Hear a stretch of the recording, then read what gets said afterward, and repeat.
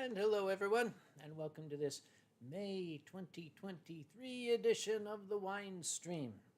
I am Uncle Kage, and if you didn't know that, I have no idea why the hell you're here. But if this is your first time to the Winestream, basically what's going to happen is I am going to drink an alcoholic beverage and talk, and that pretty much is all that happens. So belt yourselves in. We might as well get started. I have had a particularly busy, very, very eventful couple of weeks. I'm sure you're going to hear all about it. However, such stories do require the addition of a little bit of libation. In fact, I hope things are working okay on the stream, because typically before I start a stream, I do a run through. I check all of the lights and the levels and the cameras and the sounds and everything. I actually spent the entire day today at work. I had breakfast with my dear and sainted mom, then went into the lab and am frantically trying to get some very, very urgent work finished. That work is urgent because the company says it's urgent. And it so happens that in a couple of days I will be leaving town, so I need to get this crap done. And of course, the electronic data management system was down today, so I don't even have the faintest idea if all the stuff that I set up is recording or not. Tomorrow is going to be interesting. However, on Tuesday, I'm going to be departing these shores, heading across the Atlantic to visit old Blighty, and attend Confuzzled. But before I do that, I'm going to take a small detour to the wonderful little village of Yorkshire. And yes, I know it's not a village, but I'm going to be visiting first off with Drax and Arcofox, who are two Yorkshiremen. You can tell they're from Yorkshire because they talk extremely funny. They love Kay's cooking, and they eat pudding all the time. And also, if you remember the story of my beloved befuddled English people, they live in Yorkshire too. So we're going to visit with them. We'll get all that nice stuff out of the way ahead of the convention, and then we'll get down to convention-ing. This is one of the few conventions where I'm not actually going as a performer. I'm not doing anything there. I'm just going because there's a lot of folks there I don't often get to see. So this will be my opportunity. Daniel says, the host speaks in a language I don't understand well. Switch to Portuguese, please. Boy, now I have to remember all my Portuguese. Uso um gringo cachaceiro. There, how's that? Anyway, what we're going to begin with tonight is a sake that it's an interesting sake. I'm going to hold it up here. It is called Bride of the Fox. It is Kambada. It's a little nerve-wracking to me because if you look at that date, this sake was bottled a little more than a year ago. Now, you know, I'm very, very touchy about bottling dates in sake. I'm hoping that it is still held together. I'm hoping that I'll still enjoy it. It just so happens that I don't really actually even prefer this particular sake. It's not my favorite, but I got it because, for God's sake, it's furry. It's called Bride of the Fox. It's got this cute little fox, stylized fox on the cap there. And the interesting thing about this sake is it is specifically made and served during the Niigata Fox Wedding Festival. There is an old Japanese folk tale about the fox's wedding, and they have a festival in Niigata where they reenact the fox's wedding. I'm going to bring up some images here. Hopefully the microphone's still picking it up. Everybody becomes part of the fox's wedding procession, and for many, many years they've been doing this. Everyone in town dresses up like foxes, and they have the fox's wedding procession. Guys, this was a furry convention long before there were furry conventions.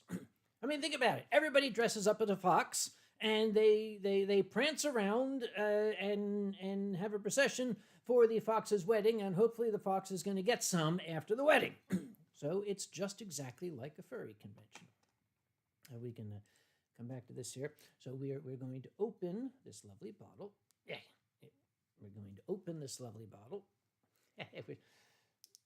Yeah, there we go. There we go. See, it's a little fox cap there. The first thing I want to do is check the color to make sure it is not gone terribly yellow on us. There's a little bit of color to it, but for a ginjo sake, which is what this is, that is not surprising. It is not an offensive amount of yellow. It doesn't smell like it's gone off. It is it is showing its age. It's not gone, but it's going. So we are going to have to get rid of this bottle very, very quickly. I happen to have several bottles in the refrigerator which are in that exact same condition. They are older bottles which I purchased from my favorite wine merchant to get off their shelves so they could get some new stuff in. So you might say I'm going to take one for the team here. Oh, goodness, Little Cookie had to put out a fire in the kitchen because a workmate left a plastic basket on it. It is never a good idea to leave anything on a stove, whether it's flammable or not. It just, as a matter of course, is not something you should do. But I think your workmate discovered that.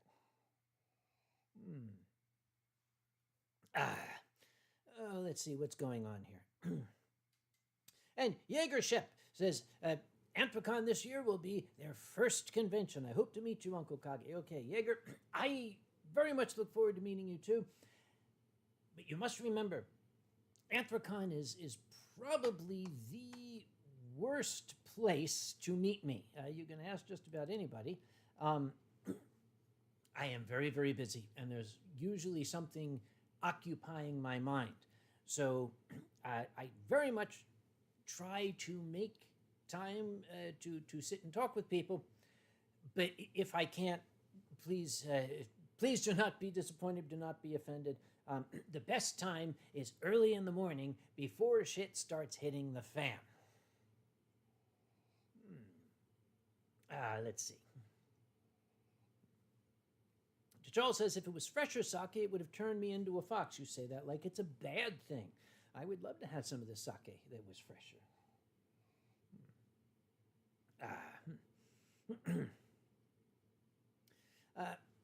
Ushi is here. Hello, Ushi. Everybody is there. Ushi, Marlena, Matthias, Andre, and Ushi. The entire gang from Berlin is here. Guten Abend. Always good to see you. Thank you for coming by. And I hope to see you very soon. Danny Lauderdale says, Brazil Fur Fest is the best place to find Kage. Near the Conop's room drinking. Yeah, I can't argue with that. That pretty much is where you will find me. At Brazil Fur Fest, I am never very far away from the bar. Ensign Games. Where did the stereotype of us being mostly autistic or other mental disabilities come from? I don't know. I didn't realize there was such a stereotype. If there is, certainly the first science research can easily put that to rest. Most stereotypes are created by people who, number one, have no right to be stereotyping other people, and number two, are people that tend to be a very, very small mind. They stereotype because they're not capable of thinking broadly.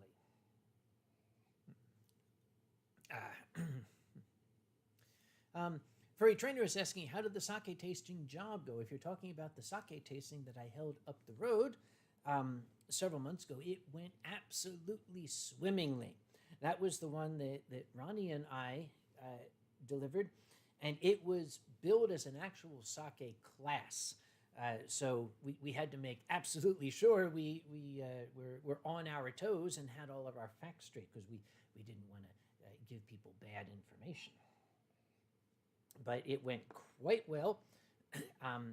Afterward, I went through their shelf and helped them get rid of some sakes that really should have gotten off the shelf, and I'm very glad they did. There was one bottle, I will not mention the name of the sake, but it was Taiku, that it was not only bad, it had gone so far, we could only describe it as rancid.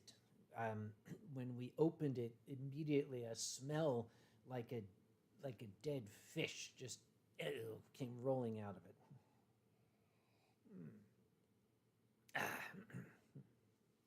Mr. Morningstar hopes I'm well. I am well now that I am sitting down. As I mentioned earlier, I've been on my feet running around in the lab all day long, and I'll be doing it again tomorrow. Oh, Benny's here. Hello, Benny. Asking, did I ever go to ScotiaCon? ScotiaCon never invited me, so no, I never went. Sorry.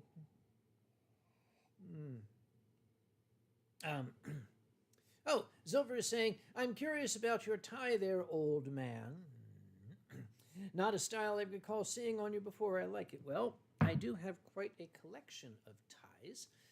This one is, it doesn't have some of the subtle patterns that many of my ties have. This one is just good old-fashioned Art Deco. It is one that I am fond of. It tends to go very, very well with this shirt. And the color scheme is such that if I'm drinking white wine and spill it on the tie, it doesn't leave a stain. It just kind of blends in with the pattern.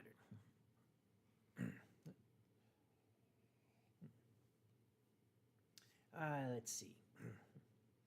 Oh, Bo Taurus, you're having a birthday. Happy birthday, Bo. Thank you for stopping by on your birthday. And Zilver is asking, was that where the James Bond clip came from? You might have seen on Twitter a 360-degree camera view of me wearing a white dinner jacket with the James Bond theme playing. That was just from last week. There was a function there, a formal high tea that I decided to dress for, and I'm being attacked by the plague doctor here. Let's put him back in his little perch. There we go. I would show that one here, but I would instantly get a copyright strike because of the music. You know how that works. Danny says we'll put a hidden bar for special guests at our ConOps room this year. All you need to do is call the unicorn to bring you booze. You will have to teach me how to say unicorn in Portuguese, because I don't know that word. Ensign Games is asking, knowing that I do not play that many games, what was the first game other than Furry Muck made for the fandom specifically? I don't know. Okay, Benny, T'Chall, you guys have been around and you're a little more versed on games. Was it Inherit the Earth, the first furry game that came out? It seems to me it was Inherit the Earth. Oh, and Benny has already got me there. Okay, thank you, Benny. It was Inherit the Earth.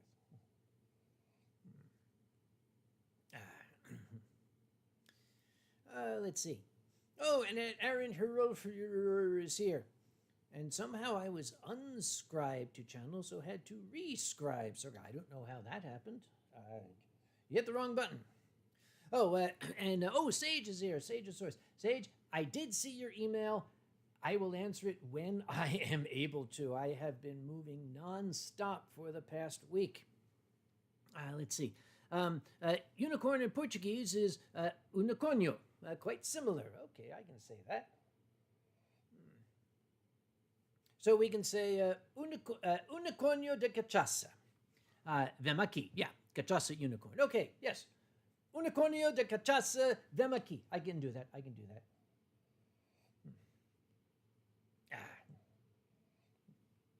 Oh, yes. If you are trying to say something in the stream and it will not let you, we had to put subscriber mode on because I guess that I'm getting popular enough. We were starting to attract some real dickheads out there. So we had to do something to kind of reduce the number of trolls in the channel.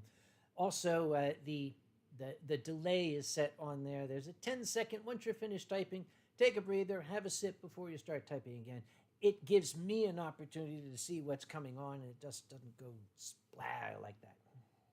Una coneo de cachaça, vem aqui. I can do that. Oh, and Danny, as I recall, you are coming to Anthrocon, and you're going to bring some things with you that you were supposed to bring for me previously.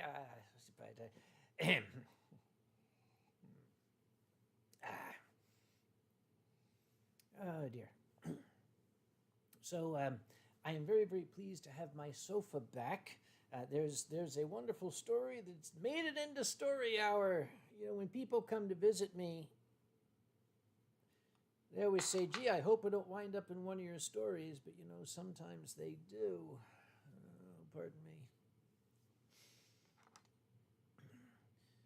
This very spot in which I was sitting for about 1 week was occupied by an old friend of mine who had come down here just for the weekend to visit, and I'll skip a bit. I'll just go to the fun part of the story. Through absolute moronicity of his own, he wound up taking a fall. He basically took a face plant onto a concrete sidewalk while he was here. When I picked him up, he had a big gash over his eye and cuts and bruises and was bleeding profusely. There was a nice store immediately next to us, so I went inside. The staff was very kind. They let me take some paper towels and some antiseptic wipes and even some ice. So I went out and let's make a little ice pack. Let's hold that on there. Let's keep it from bleeding. And he happened to mention offhand, I can't raise my left arm. I said, all right. So I checked it out. It wasn't dislocated. Everything appeared to be where it should be. I couldn't feel anything wrong. I said, does it hurt? He said, no, I just can't move it. I thought, well, okay, maybe you just hit hard and bruised it. So he came back to my place. I properly bandaged his eye, cleaned out some of his other cuts and bruises, and I was examining his shoulder again. Visually, it didn't seem to be a problem. It wasn't really swollen or bruised. And then he thought he would point out, when I try to move it, I feel something click. That's called crepitus. It's when the ends of bone move against each other. So I said, all right, we're going to take a ride. So I took him to the hospital.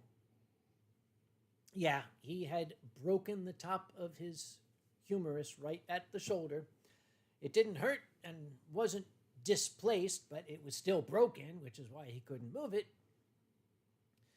So he spent an entire week in this exact spot in an unhappy pile of regret.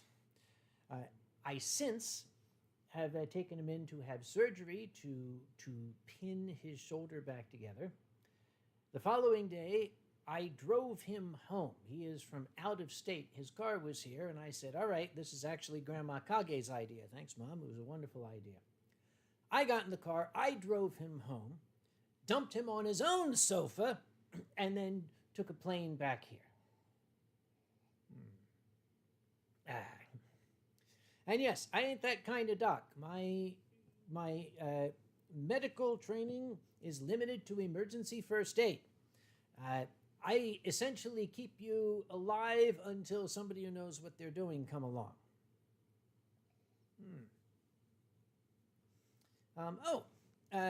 Grandma Kage says, a friend just dropped off freshly Homemade rosemary bread and sesame bread. That was my dinner with cheese.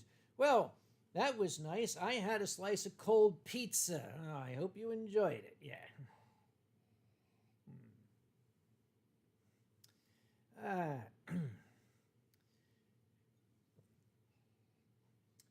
Benny, we're not going to mention any names.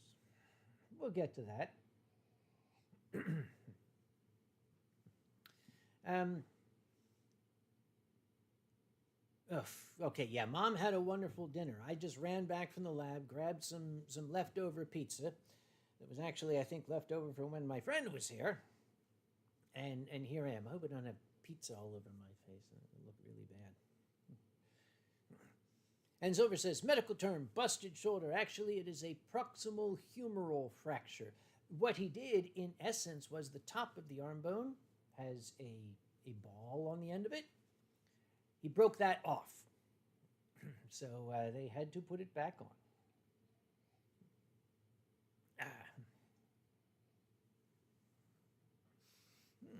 You know, I said this was not my favorite sake, but like most sakes, it gets better the more you drink. Ensign Games says, Uncle Kage, how did you enter furry fandom in the first place? How does one enter a fandom? I was interested in what we called funny animals back then. I was introduced to Furry Muck. For most folks in the 90s and early 2000s, Furry Muck was the entrance. It was the gateway drug to furry fandom.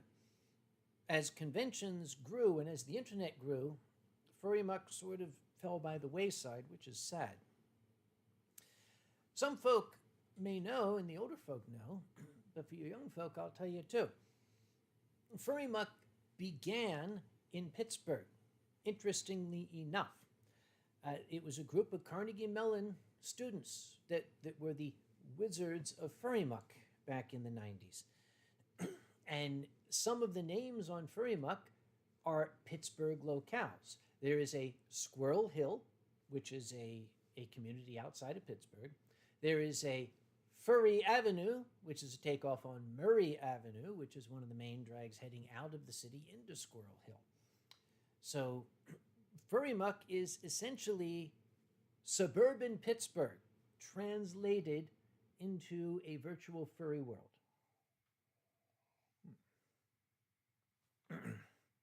And Danny's saying, I was watching a lot of videos about Pittsburgh, how Anthrocon ended in Pittsburgh. That's a very long story, Danny. That would require this bottle to be empty before I get into that. When this bottle is empty, let me know. Yep. And Benny says, Kage backhand slapped Rod O'Reilly and the furry fandom was started. That never actually happened, only in my dreams.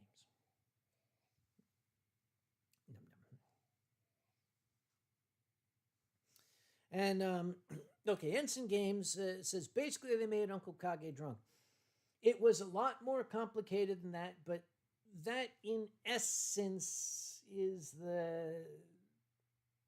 that's 80% of the story, let's just say. This really is good stuff. I wish I'd had a little more to eat than just a slice of cold pizza, because maybe I should slow down. Because I do want to spend some time with all my wonderful friends online here. And I do have to work tomorrow. And yes, Mom, I got some brake fluid. I'll come down and check out your car. Amy S., I wonder what does staff at a con dream of during the weekend of a con? We dream of the con, Amy. Honestly, that's what occupies both our waking and our sleeping time. I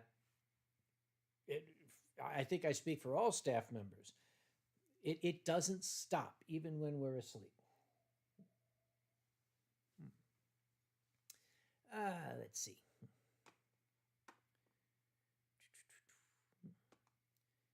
Yes, T'Challa says, the way to make Uncle Kage chairman of a con, have it in Albany, New York. Also, put him onto your staff email list and let him see what you're talking about, and he'll poke his big fat nose in, and then he winds up chairman. That's pretty much what happens. Yes, Silver. Sleep paralysis, night terrors, showing up to school without pants. I routinely undergo what is unarguably post-traumatic stress after every Anthrocon. I have somnambulistic episodes. That is, I sleepwalk only after Anthrocon.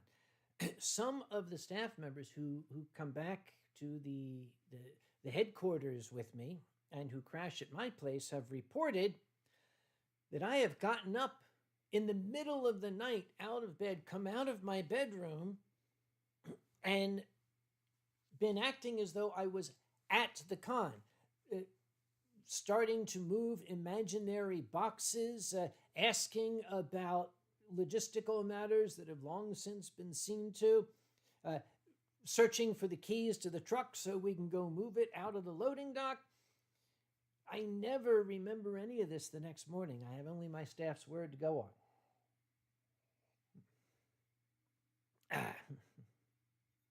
Yep. And Amy says, I've been in the AC reg line for 4 hours because my stupid self didn't pre-reg. You can pre-reg this year. Please pre-register. Pre-registration is easy. It is fast. You come up, here's your ID, here's your COVID card. Yes, we're still doing that. Don't give me grief. Here's my shit. Here's my ID. Here's my COVID card. We're looking to say, great, that's you. Here's your badge. Fuck off. Next. That's all there is to it. If you try to register on site, that slows things down. And that's what made the line back up. Oh, Silver is saying that's what those sounds were. Oh, that's right. Silver came last year. He stayed over. Yes. If you woke up and it sounded like, there was a war going on, that was probably me. Grandma Kage, do you want me to bring some up to you? No, that's okay. You don't need to go negotiating those dreadful stairs out there. I'm going to be perfectly fine. I have got my dessert right here.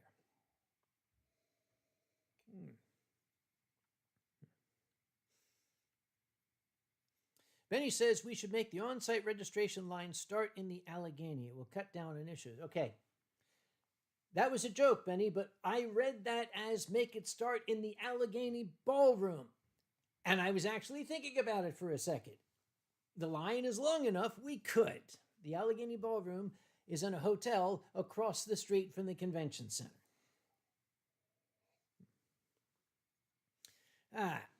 Yes, the river, not the room. You have to specify.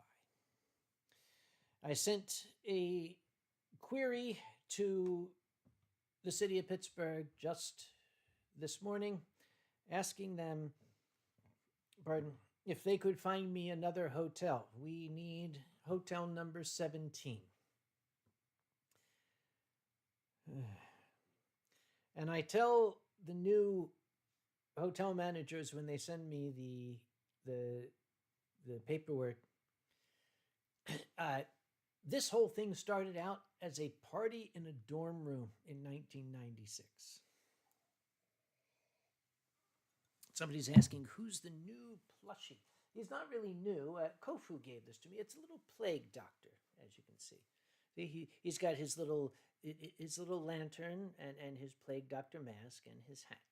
So he is Dr. Plague, and I thought I would just kind of sit him here and let him kind of take part in the stream tonight.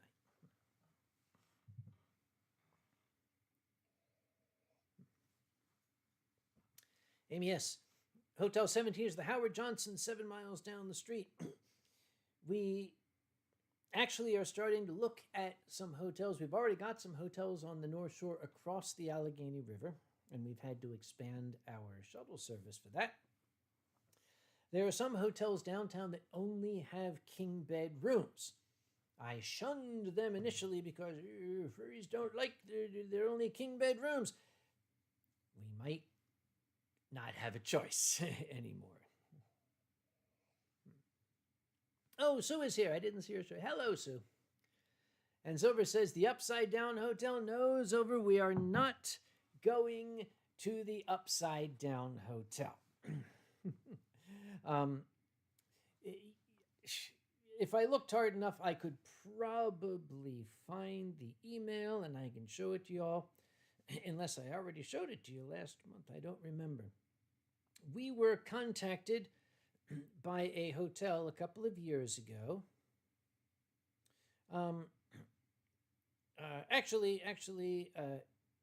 Yes.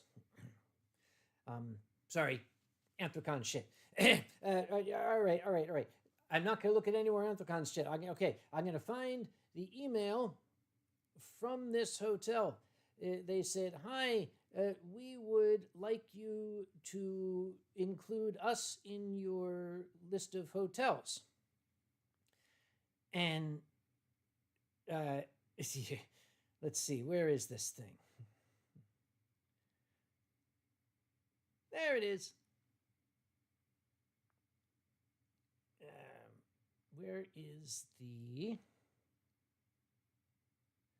Oh, no, that's the second time they came back.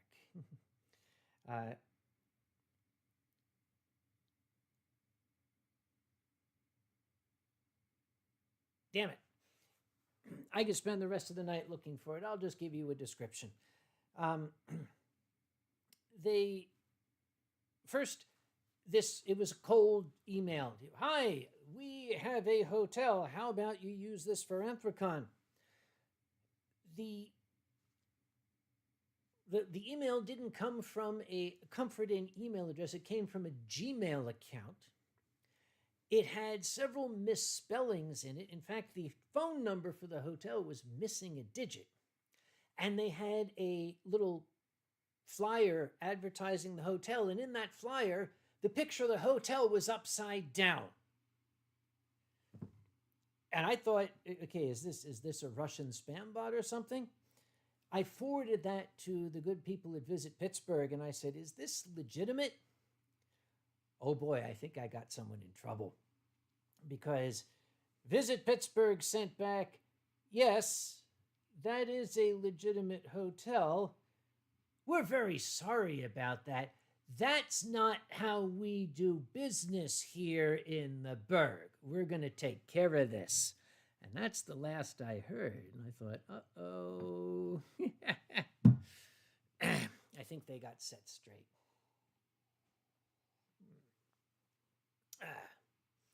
And yes, we have a hotel called the AC. I don't know how the hell they have a hotel called the AC Hotel, but it works.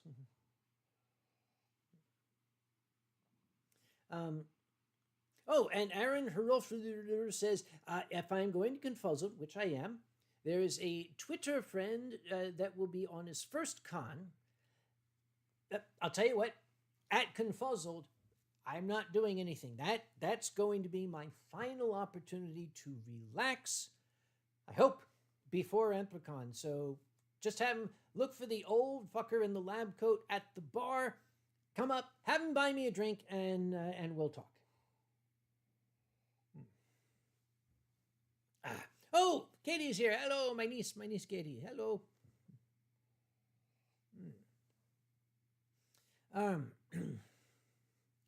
And Katra says, somebody's sleeping in the Allegheny Nalions, guys. Yeah. No, don't buy me a Shirley Temple.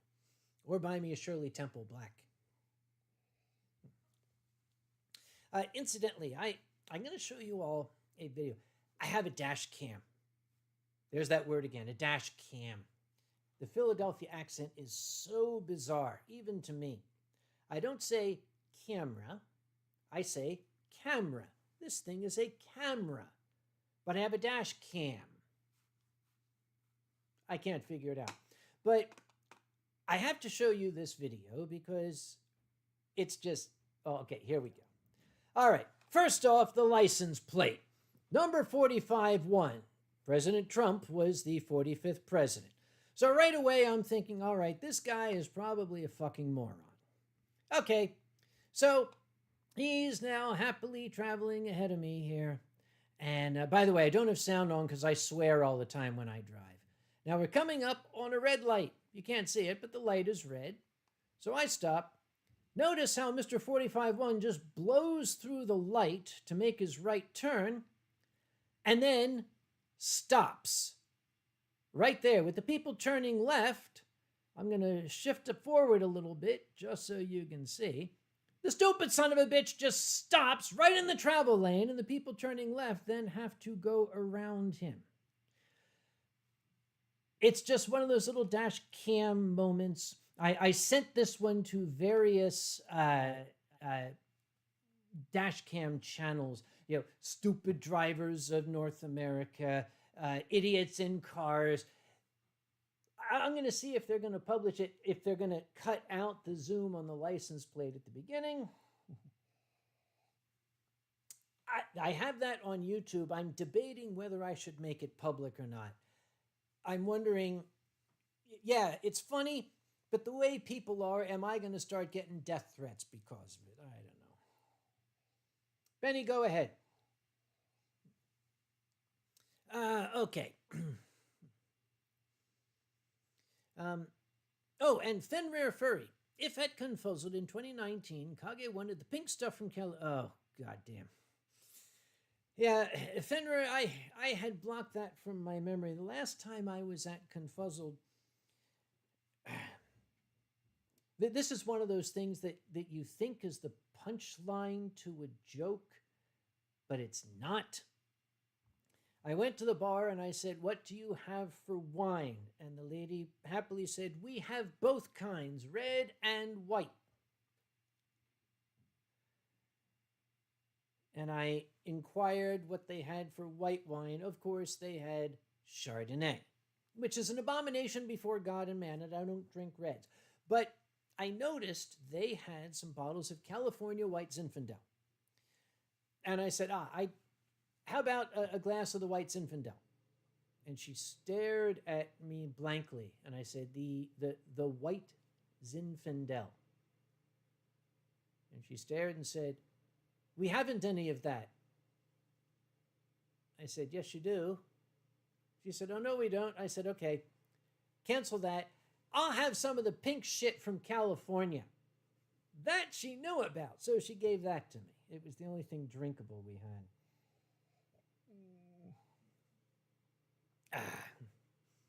Aldea Carufus says, "Public!" Ensign Game says, "I hope you will not get death threats." Aaron Herofuru, that driver is the one you wonder if they got their license from a cornflake package. In North Carolina, they do not have any kind of intelligence test to get your license. And I am deliberately not addressing the all bouncy house hotel, gentlemen. I am not going to be baited into that. Yep. And Danny says, "We are frustrated. Everything was okay for you here in Brazil. You have no stories to tell about your trip to Brazil. We need to create some situations." Oh, no, you don't, Danny. I've got stories from Brazil. You just haven't been around when I've told them.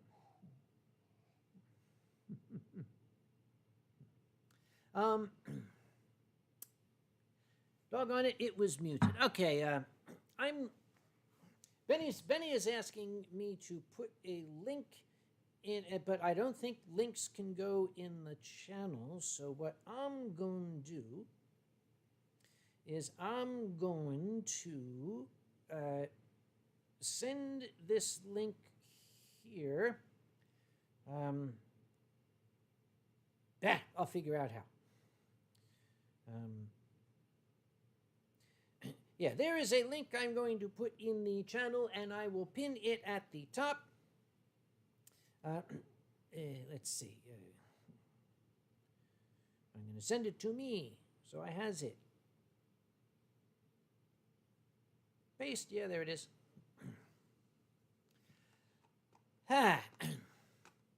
And Cuter Dragon Fox says, "We sell a crap ton of cornflakes here in North Carolina, and at the bottom of every package, you get a driver's license. That's how it works."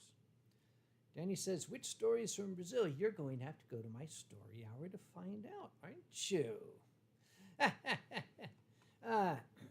And Sage says, I could mention I went up the elevator while Kage wasn't feeling his tongue. Okay, Sage, maybe you better explain what that means, because that could come across various ways. I'll let you explain what that's all about while I go to this amazing email-y thing that I got here. There we go. I'm gonna click on that shit, and I'm gonna bring this crap up. Boy, oh boy, oh boy. What the hell? Okay, that was not what I meant it to be.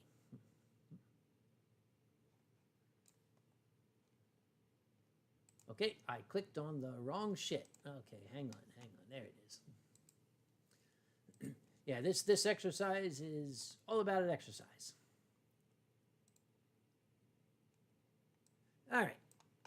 Okay, there it is.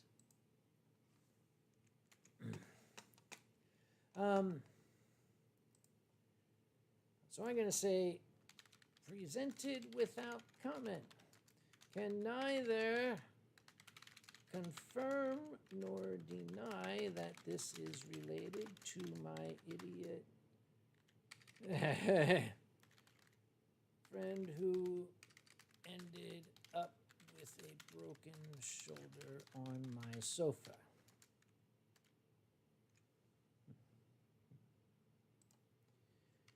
How many spots do I got here? Yep. All right, and now I can do that kind of shit. There it is. All right, we now bring you back to your regularly scheduled Winestream. Let me put this back over here where it belongs. There we go.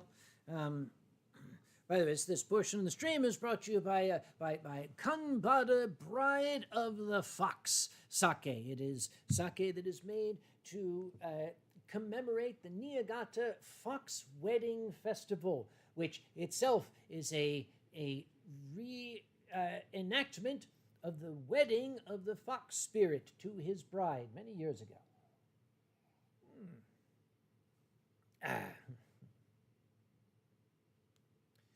Ensign Games. When was the first time the media covered us? That was in the early 1990s.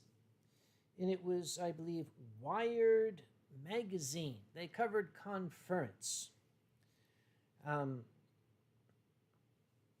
It was not the best coverage. Could have been better. Yep. And yes, that's it. Kachasa de Yambu, I believe. It's like Sichuan kachasa. If you hold it in your mouth, it will kill all the nerve endings in your mouth. It makes your mouth numb. It is as effective as Novocaine. I took a swig of this, held it in my mouth, and I was like, really, I could barely talk afterward. Oh, it was over. The orange-haired guy came out.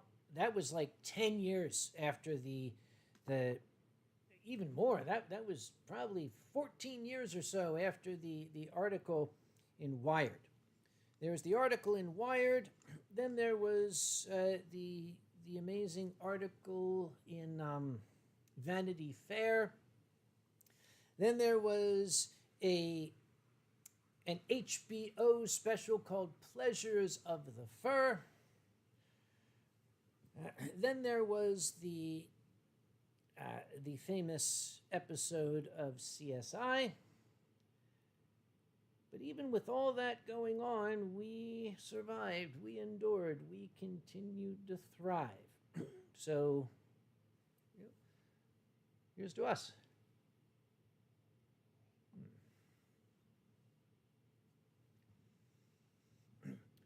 So Charles says there was the CNN documentary. There was a recent CNN documentary, Life with Lisa Ling. I'm not sure which CNN we're talking about. Ensign Gaines, what did CSI do to us? That, too, is a very, very long story. It was an awful episode. It was just absolutely stupid. Um, they were trying to portray furries, and it's like, seriously, you could have gotten some actual fursuiters, man. That just looks dumb.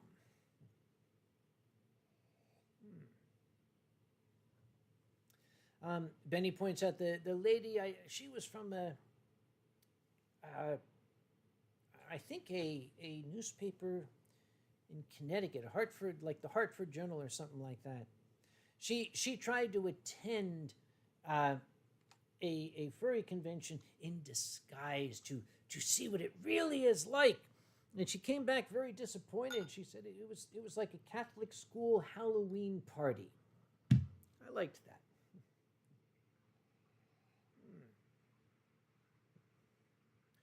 Ensign Games, when was it made? Did it spread any hate of us? It was like 1999, I'm guessing.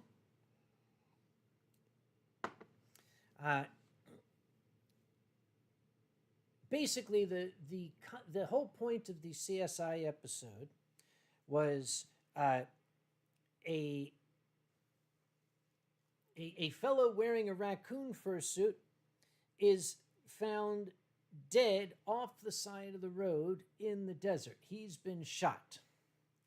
And they are trying to figure out what's going on. So he got shot. He's been shot. He was also hit by a car. And they show at one point, essentially what happened was a jealous rival had poisoned the guy by putting ipecac on another fursuit. And the idea was this guy was licking that fursuit and got the ipecac into him. And it showed him later on vomiting through his fursuit head. And I thought, okay, this guy is not willing to take the head off to puke. Does that mean he didn't take the head off to be licking another fursuit? The muzzle's out here. Is there Gene Simmons inside that thing? What the hell? Num num.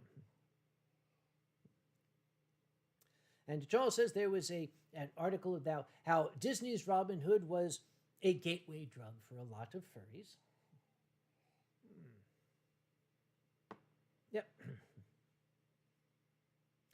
I have been interviewed. I've lost track of the number of times. There was an Irish radio station that interviewed me, and they wanted to talk about all the sex aspect, and I shut them down. There was a shock jock radio program got hold of my phone number and called me during the Anthrocon Board of Directors dinner one year. I answered the phone and said, "Hi, you're live on the air with this, and that, and this and the other." Okay, once you're live on the air, you can't say, "Look, I'm trying to have dinner." It just doesn't work. So I played along, and these guys are like, "Oh, yeah, tell us about all the sex there." Okay, guys, you got the wrong idea. This is a fan convention. This is a community. You know, blah, blah, blah. I said, no, you guys are having sex in those fursuits. And I said, well, it's very, very difficult to have sex in those fursuits. They're very ungainly. They are extremely hot. Some of them chafe. You can barely breathe in them. No, we want to hear about the sex. We want to hear, tell us about the sex. And I kept trying to deflect it and say, okay, guys, the point of the convention is not to have sex. The point of the convention is, no, come on, admit it. You guys are having sex. And I said, all right, okay, you know what? You got me. I can deny it no longer. Furries are the only people in the universe who have sex, and you're just jealous. And there was a silence of about 3 seconds.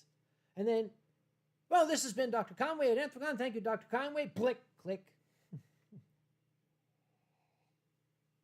Yes, don't fuck with Uncle Kage, okay?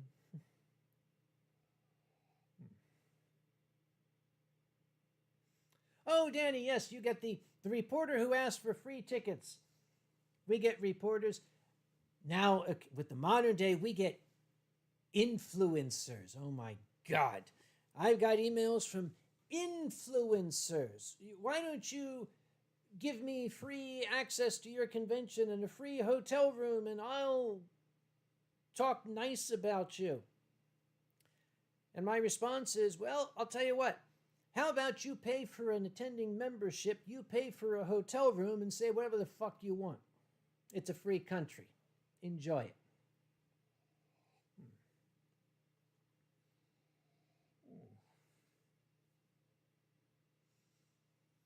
Benny says, can we have a special badge line for the influencers? That's the one that goes into the Allegheny, Benny. Yeah. Oh, Layla says, we have lovely greetings from Nustula. He is already sleeping, but he said I should say hello before he went to sleep. If he's already sleeping, you did not say hello before he went to sleep, so you failed. But thank you very much. Tell Noose we said hi. Yep. You know, it's an interesting thing. Amy says, this is why you do not talk to the media unless you're trained to do so. I got training when I became a disaster service volunteer. I got training in dealing with the media. And then later on, I was working with a company that expanded on that training. They called it competitive intelligence. The training was specifically how to recognize when someone is trying to get information out of you. There's all sorts of little tricks and little fool things that they do to get you to say things that you probably didn't want to say. And in order to have us learn how it's done, they had to teach us how to do it. I never felt dirtier in all my life. The final exam for the course, they took us to a shopping mall in Philadelphia, and each one of us was assigned at random a store. And our assignment was find out what the cashier's annual salary is. So we had to go in and use these absolutely terrible little tricks to get the cashier to divulge their annual salary to us. But it was very informative. So I am very, very good at this. I was in a position where I had to give a deposition to a court of law. I wish Boozy was here. He would have been very, very proud of me. Because the one thing they tell you is don't volunteer information. Only answer the questions that are asked. And if you do not understand the question, say you don't understand the question. So I'm sitting there trying not to be nervous. And the counsel for the other side was saying, can you tell us what happened next? And I said, yes. The question was, can you tell us what happened next? The answer is yes. The counsel took a deep breath and said, what happened next? I don't understand the question. He said, what part don't you understand? Well, when you say next to what? What happened next? Can you define the next? What period of time are we talking about? Can you tell me what happened after this particular thing? I said, yes. He was getting really pissed. Our lawyer was like, yeah, I like this guy. Mm-hmm. Oh, Arco's here. Hello, Arco. No, you missed no silly things, but Arco, tonight's sake is Bride of the Fox. Since Arco is here, we're going to bring back this little slide slip. How much have I had? This is Kambada Bride of the Fox sake, and it is brewed specifically to help celebrate the Niigata Fox Wedding Festival. This is a festival that celebrates the ancient Japanese story of the fox's wedding. All the people of the town dress up as foxes and they reenact the fox's wedding from the ancient legend. Think about it, guys. You got an entire town dressing up as foxes. Japan was doing this years before Pittsburgh got in on it. This is the oldest furry convention in the world, the Niigata Fox Wedding Festival. And this sake goes along with it. It even has this cute little fox on the lid, which I just dropped and it rolled away, and I don't feel like going to get it. So you'll have to imagine, yeah. And Katie points out the Japanese have been furries for as long as Japan has been a thing. In fact, for those anime fans out there, I have been a guest at anime conventions, and I have presented this on stage. There is a recording, and I happen to have it. The first feature-length Japanese animated movie. By feature length, I mean actual movie length. The first feature-length animated Japanese movie was furry. It was called Momotaro no Umiwashi, Momotaro's Sea Eagles. It was commissioned by the Imperial Japanese Navy in 1942 to teach school children in Japan about the attack on Pearl Harbor. And the attack is presented with the normal cast of the Momotaro legends. Momotaro was a young boy in Japanese legend who was accompanied by a number of animal sidekicks. I believe a pheasant, a dog, a rabbit. All of the animals have roles in this. It opens with a Japanese aircraft carrier. The dogs are the flight crew. The rabbits are the deck crew. The pheasants are the bombardiers.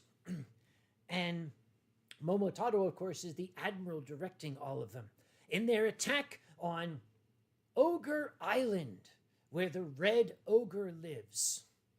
Ogre Island looks strangely like Maui, and the red ogre, they lifted the character design, probably lifted directly the cells from old Popeye cartoons. They use Bluto. Bluto, as the red ogre, represents the Americans. And what I find adorable about the red ogre is that, one, he's very cowardly. He doesn't fight honorably. He fights dirty. And every time a bomb falls near him, it throws him into the air. He lands on his ass, and beer bottles fly out of his pockets in all directions, and he'll grab one and just chug it before he moves on to the next task.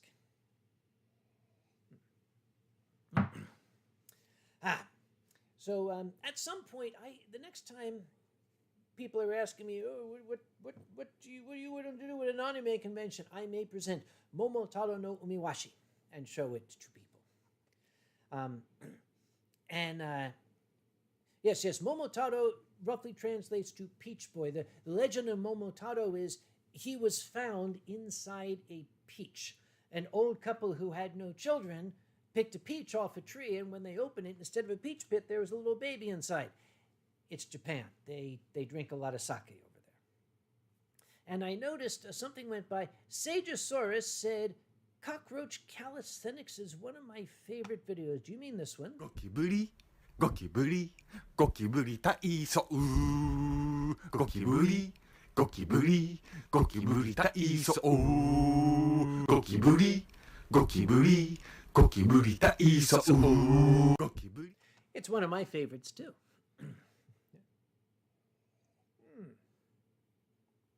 Oh, Amy has corrected me. I've heard different versions of it. Apparently, the elderly couple ate the peach and regained their youth, screwed, and had a baby. I like it better that they found him inside the peach. It's a little randy the other way. Yep. Positive Wolf Gamer says, Uncle Kage, how did you become chairman of Anthrocon? I still don't know. I will tell you. And then since Danny asked previously, I will tell you how we wound up in Pittsburgh. Because this bottle's nearly empty. I was invited to be guest of honor at Albany Anthrocon in 1998. In the lead up to the convention, someone thought it would be a good idea to include me on the email list for staff. Okay, why not? So I figured I would just kind of stay quietly in the background and just observe. Yeah, I don't do that so good. What happened was they were talking about, oh, here's a great idea, let's do this. Now, I had been in the convention scene for about 18 years by then. I'd volunteered at conventions, I'd staffed science fiction conventions, primarily up until then. I knew how the business worked, and I had seen people try stuff. So I said, excuse me, guys, I don't mean to butt in, but Balticon tried that in 1989, and the following terrible cascade of awfulness occurred. And then they said, well, how about this? And okay, have you considered the cost-benefit ratio of that? How many people is that going to benefit? You're spending this amount of money. Do you really want to... It really doesn't make good sense. Well, then they started throwing ideas at me to get my input, more and more. Then, as we were coming close to the convention, the then chairman did a projection, and according to his estimates, it looked like they were going to lose their shirts. They were already $10,000 in the hole from the previous year. They were hoping to get it back, and he didn't think they would, so he said, we're just going to have to cancel it. We're talking 8 weeks before the con. People have their flights, they got their hotel reservations. The staff said no, so the chairman said, well, you can do it without me. So the staff in desperation said, will you take over? Said that to me. And I said, well, it's a little awkward. I'm your guest. I don't think anyone's ever been guest and chairman at the same time. So I said, all right, I'll do it. I imposed some conditions. The first condition was, it will only be for a year or two. Yeah, that didn't really work out. I said, after this year, if you want this to continue, you have got to run it as a business. You can't run it like a bunch of kids having a party anymore. It's not sustainable. I will incorporate this organization. And since I'm living in Pennsylvania, we're going to do it in Pennsylvania because there's no way I'm going to drive 4 hours to chair my own convention. We're going to move it to Philadelphia. Yeah, now I drive 9 hours to chair my own convention, but that's neither here nor there. I chaired Anthrocon and was their guest of honor in 1998. I chaired it for the first time as actual chairman in 1999. That year taught me just how much I did not know. Oh man, that was a tough year. 2000, 2001, 2002, 2003, 2004. The convention was growing meteorically. We needed a bigger space. We started looking around. The first place we looked was the Pennsylvania Convention Center, which is in Philadelphia. That didn't work out. They were not at all interested in a small organization. 2,500 people, to them, not worth their time. They didn't even want to talk to me if I had less than 50,000 people. They didn't actually tell me to fuck off, but that was the message that they sent. So we started looking further out. Atlantic City, that's not, no, that's not going to do it. Further out, Harrisburg, no, they can't handle a convention this size. And the radius was getting larger and larger.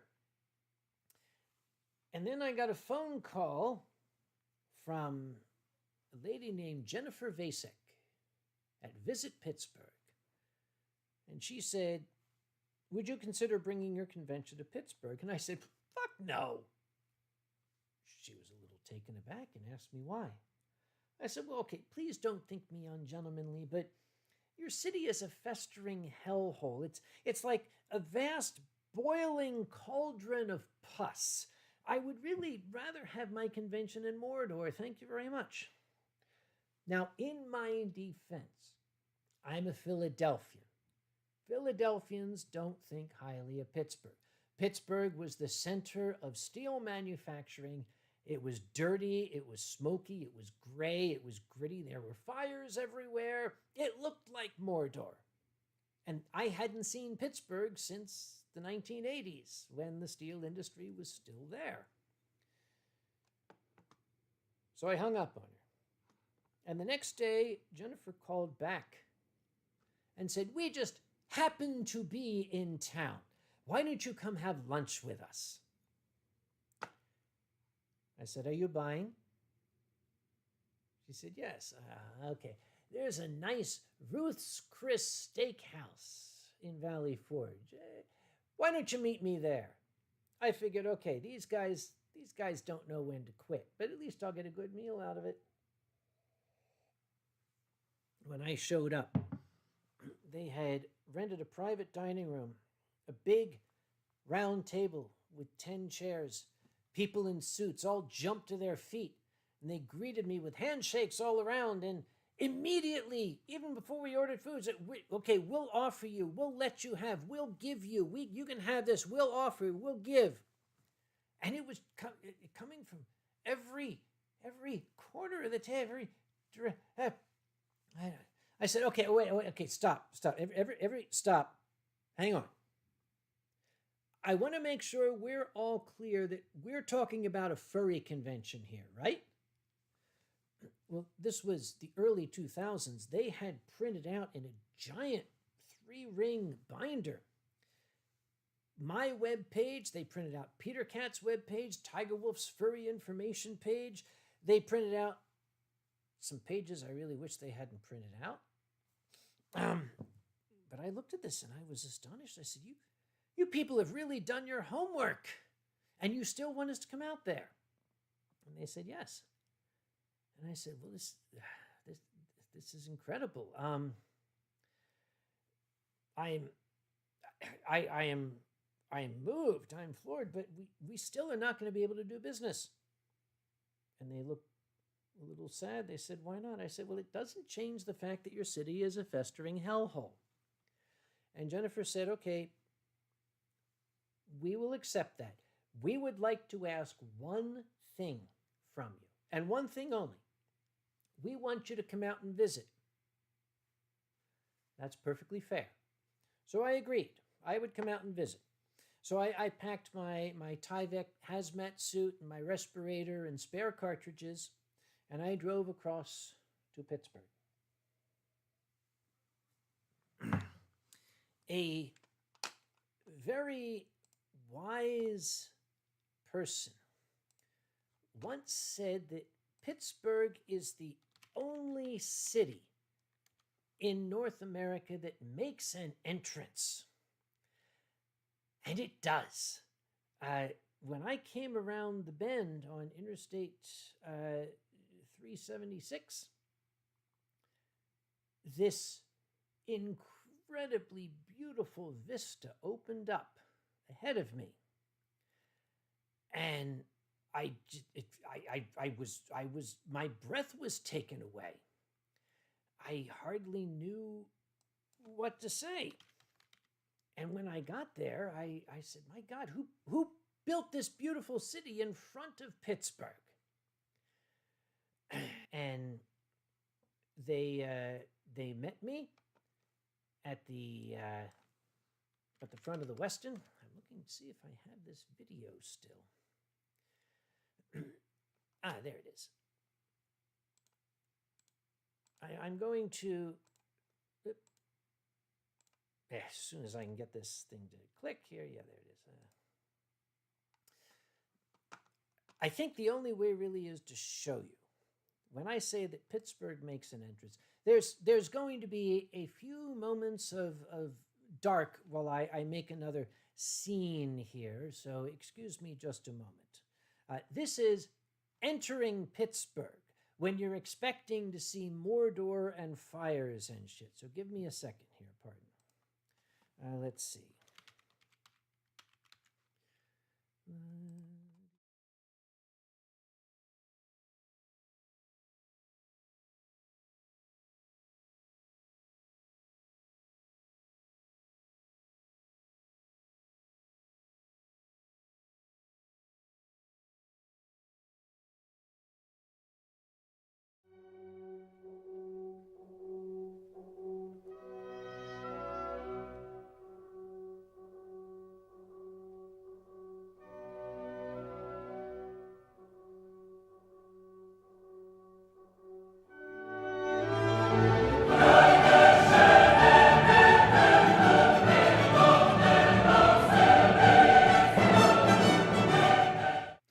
Here's my copyright strike for the evening. But yeah, that's what greeted me. And holy cow, they had the valet take my car. They took me into the restaurant. They had 4 bottles of the best Riesling waiting for me. And here is where it is accurate to say they got me drunk and had me agree. T'Challa says Beethoven is in the public domain. T'Challa, that doesn't stop the copyright pirates. I could sit here and bang 2 rocks together, and some grunge band is going to say they wrote it. So I'm going to get the strike anyway. You just know it. Oh, hello, Gummy Bjorn. He's drunk at a con in the Netherlands. Well, of course you are.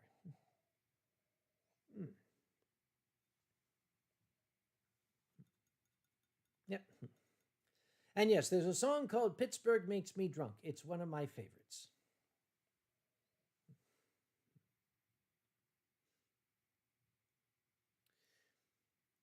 And Danny says, I need to take Uncle Kage to land in an airplane in Rio de Janeiro. Danny, I would be happy if you could have me land in an airplane in Santos so we don't have to drive 2 hours to get there.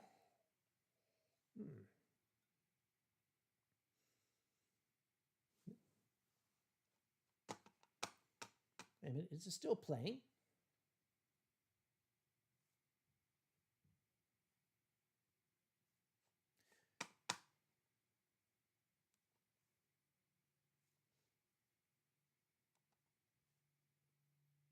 Okay, boy, there apparently is some very, very serious lag. I just looked over here, and apparently the lag is like 30 seconds. Holy mother of crap. All right, so, okay. Danny says, let's move BFF to Rio then. It's your con, Danny. I say you do it.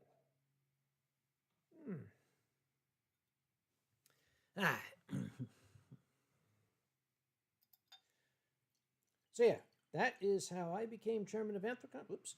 And how Anthrocon got to Pittsburgh.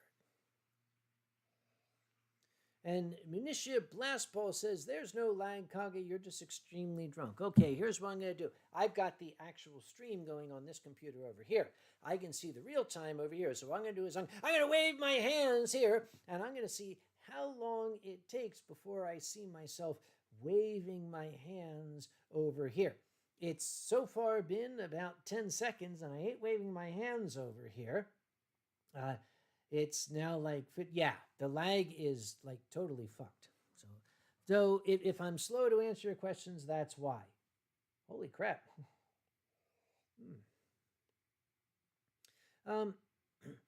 Let's see. And Danny says, I love the idea to be chair and guest of honor at the same con. If you can pull it off, it's fun, but there's a lot of responsibilities there. I still haven't waved my hands over here. Holy shit, we have like a minute of lag? That is insane. I'm wondering at what point do I shut this off and then try to restart OBS? Okay, all of you people out there who know how that shit works, tell me if that's a good idea.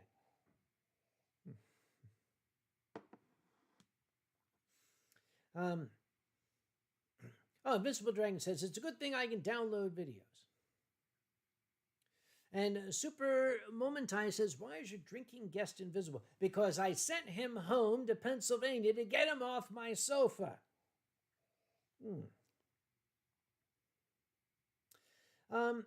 And Danny says, how hard is it to bring Cheetah from EF to visit Brazil?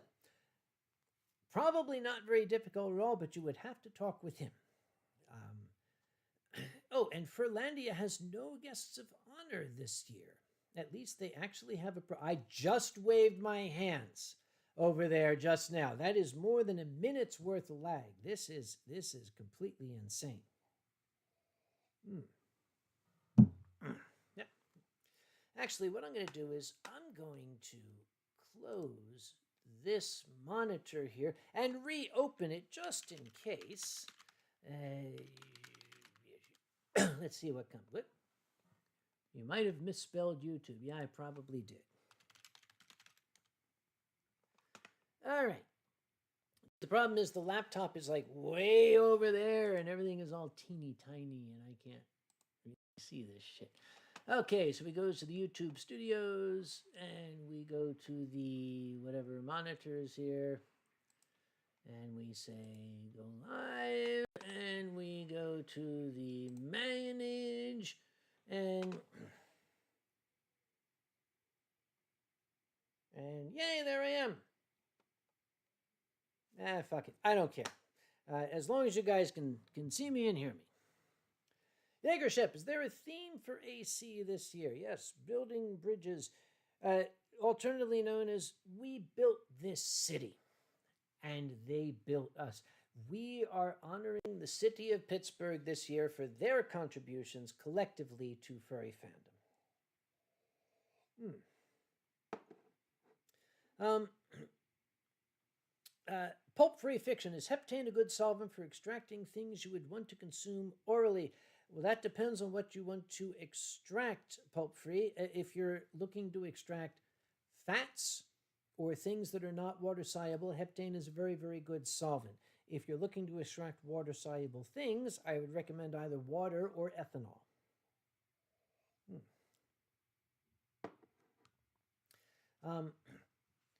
And Super Momentai says, you responded to me within 5 seconds. There's minimal lag. Okay, maybe just the monitor is fucked up over here. Oh, nope. Okay, I restarted the monitor. Now there's about 5 seconds of lag. Yep. Munition Blast Paul. Kage, can you detail the procedure for processing castor beans? Yes, I can, but I will not. Because it would be wrong.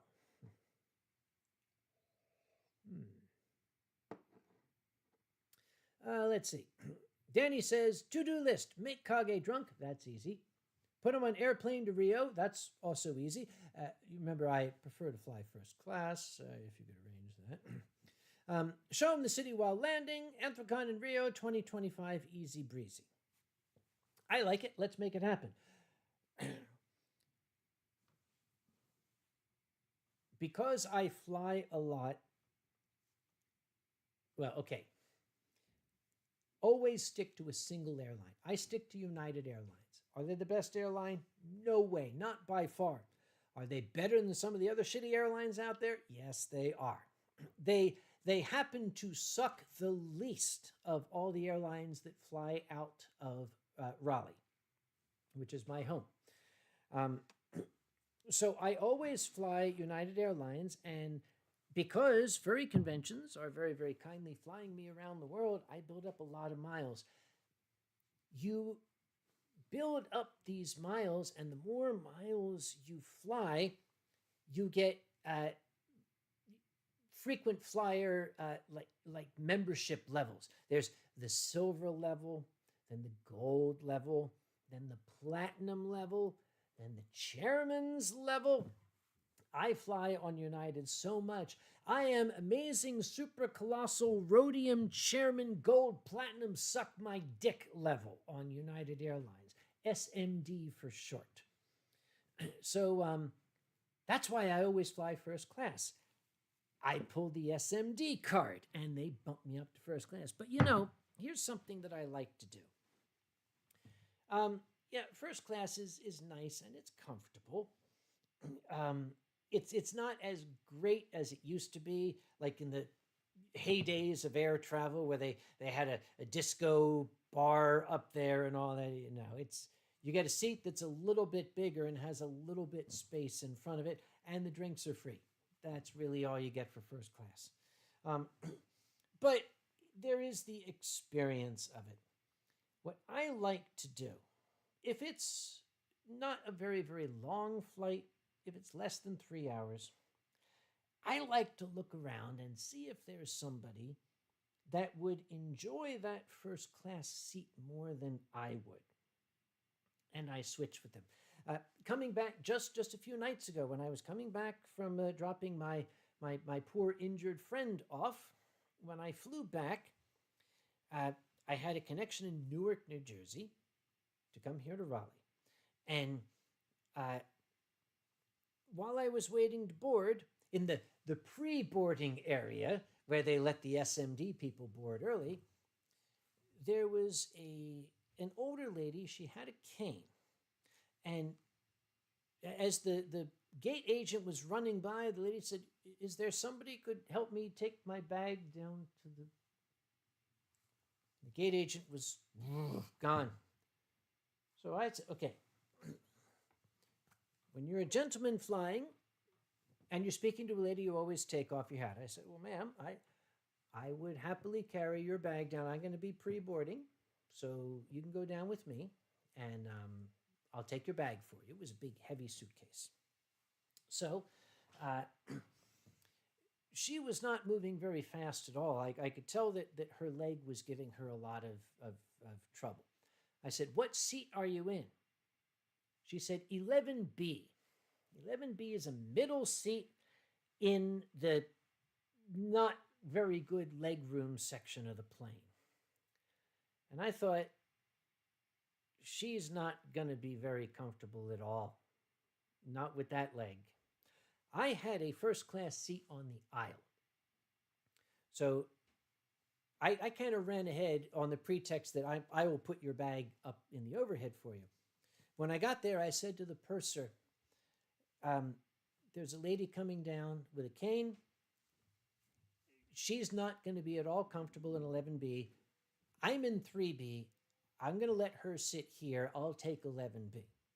And the purser said, "Oh, that's so nice, sir." I said, It's the right thing to do. Besides, my late father would rise from his grave and eat my brain if I did not." So I put the bag over 3B. And when the lady got there, I said, "Your seat is not at all comfortable. This one is much more comfortable." So I sat her down on the aisle, and I went and I sat in 3B. Middle seat, no leg room.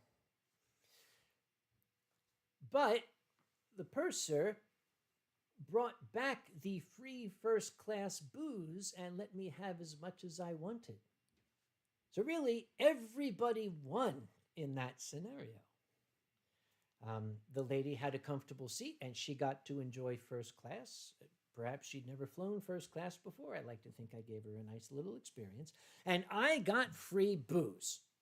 That is my favorite kind of booze. People say, "Uncle Kage, what is your favorite alcohol?" Free. That is my favorite alcohol. Oh, wait. People are saying I'm buffering. Am I buffering? I blame the sake if I'm buffering. The sake makes me buffer.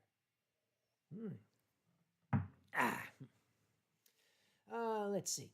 What have I missed? What's going on here? And Danny says the SMD worked fine at the Sheraton. Yes.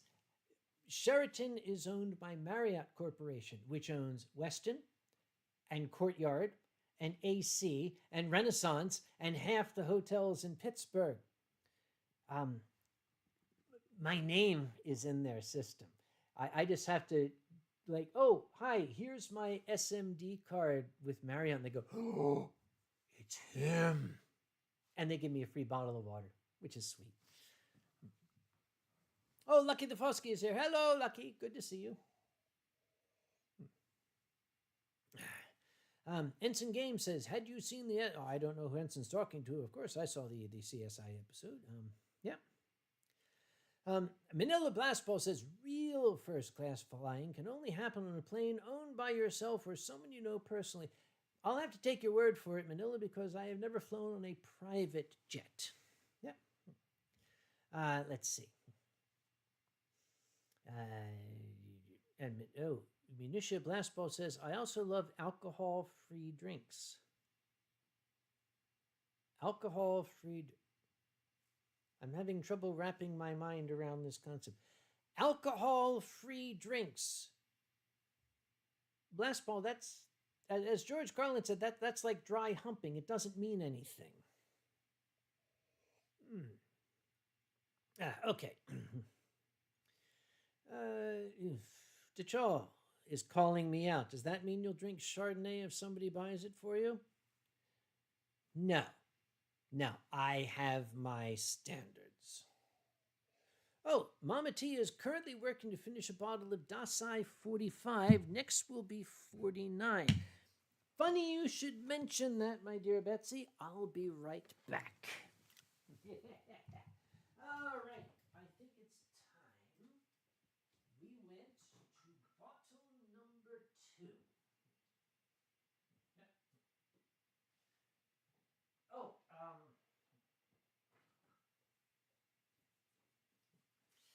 and while I'm here,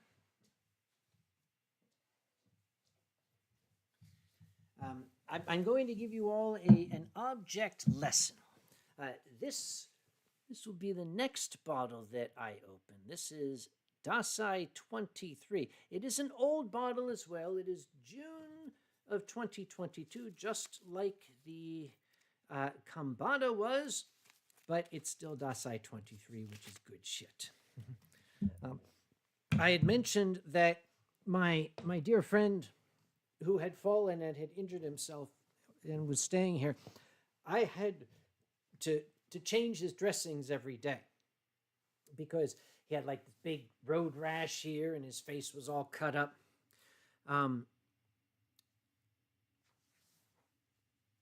While I was taking care of him, I did not drink alcohol, which was good because there were 2 bottles that were sitting here. I had gotten one at the grocery store. Another one had come in the mail.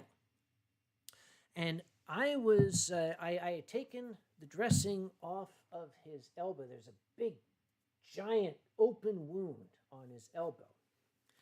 And I reached for a bottle. This was the bottle that I intended to reach for. It is betadine antiseptic. The bottle that I picked up, and I'm glad that I was paying attention, was actually this, which was sitting next to it. I think it would have made for an interesting story if I had actually continued and put this onto the gauze and applied it to his open wound. But no, I noticed my mistake, and I switched to the betadine before anything untoward could happen.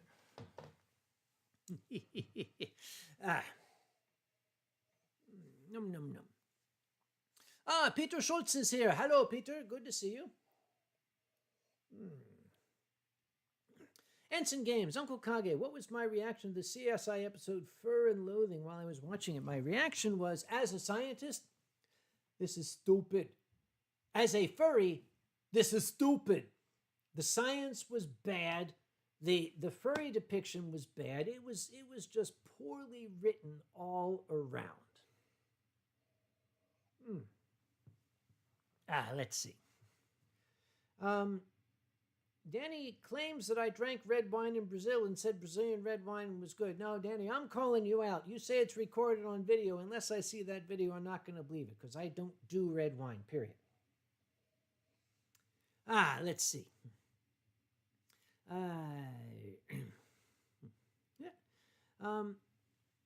And Municipal Blast Paul says, if you could try the booze from any fictional furry society, which one would you pick? Well, I'm not sure if I'm familiar with the various boozes from any fictional furry societies. I am not well versed, so I don't know which one I would pick up because I do not know. If you were to say from any fictional society, I would definitely like to try a pan-galactic gargle blaster because it just sounds cool. And there was also something in Star Trek that Montgomery Scott picked up on Ganymede.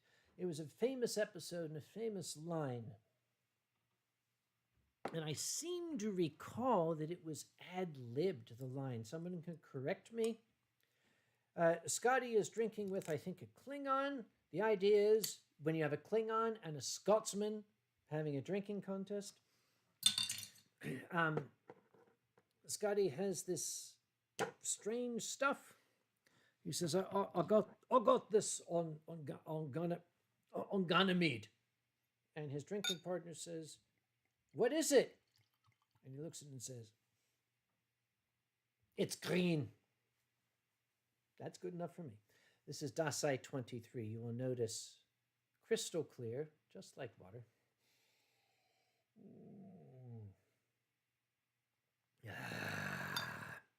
As the Japanese say, guroshito.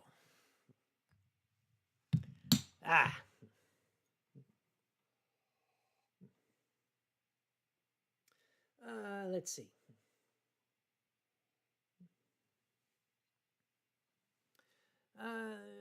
Sorry, shit's going by here. I'm trying to catch up. Sage saw a video of me drinking red wine in Brazil as well. You had a lollipop in your hand and started to sink it in the wine. That's because red wine is so dreadful. You have to swirl a lollipop in it to make it drinkable.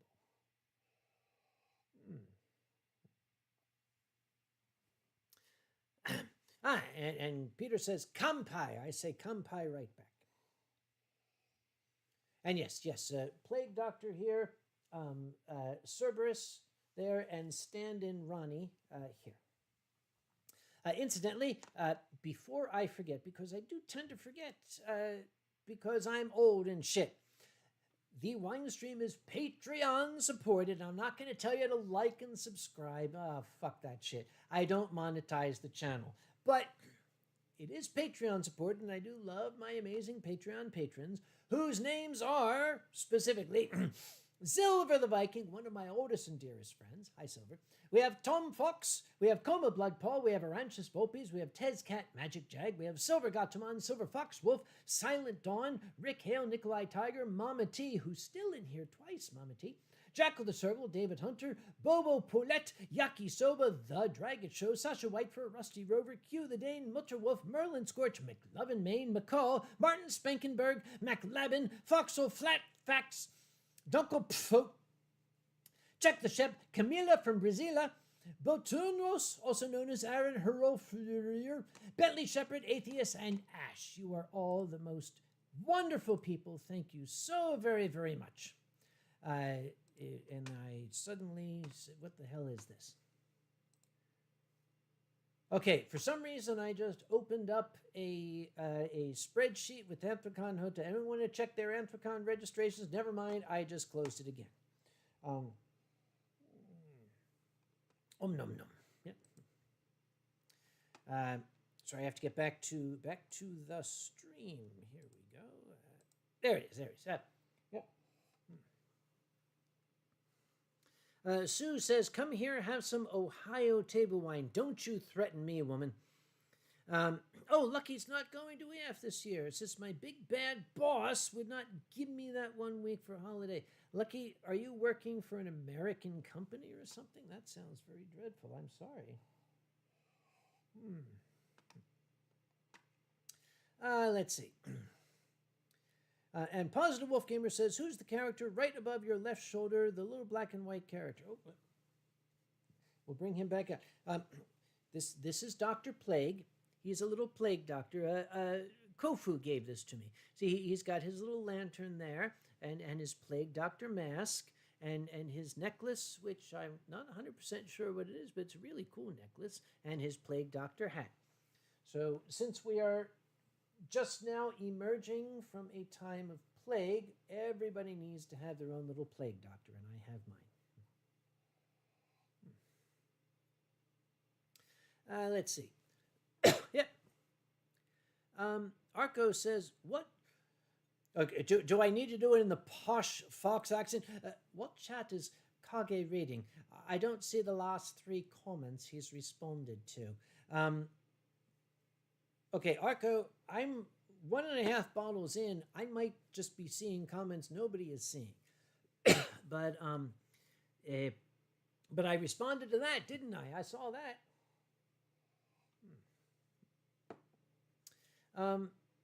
Danny says, we have a bottle of good Brazilian red wine for you again. I'll stick to the cachaça. Thank you very much. Give me my caipiranhas. Steel Gear is here, my favorite horse. Hello. Very, very good to see you. Steel, you missed when I was describing what could have been a terrible, terrible situation.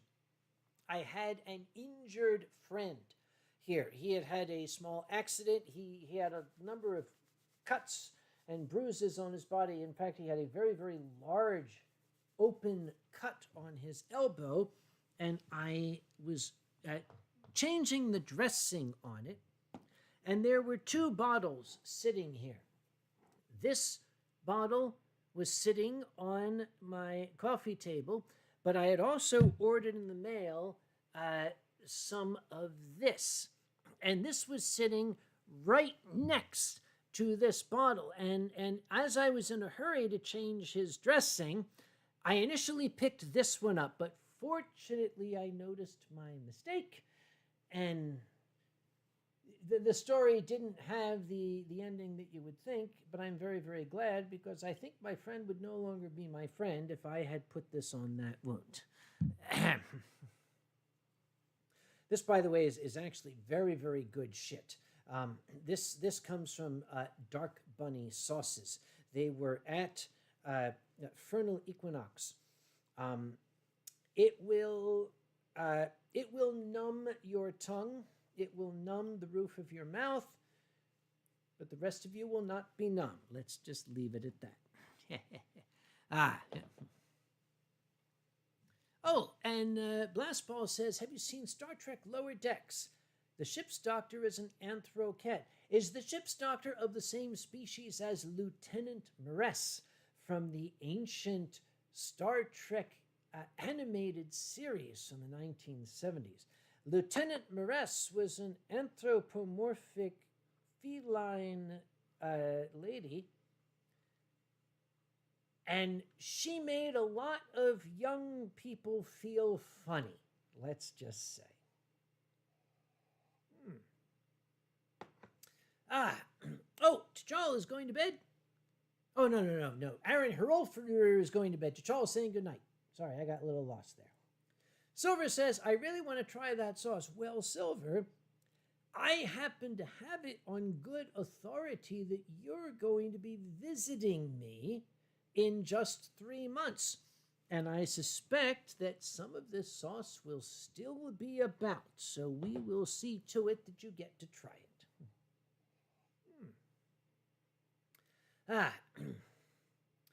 Let's see, what else is going? Oh, and Lucky Lefosky says you're a driver for DHL. I had a DHL package over there, as a matter of fact. And Lynette Bun Bun says, Kage, what's your opinion on bunnies?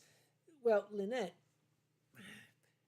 is that a trick question? I'm certainly not going to say something ungentlemanly about bunnies, but I will give you the honest answer. One of my friends, actually a performer for whom I have a tremendous amount of respect, is Caraway the Bunny.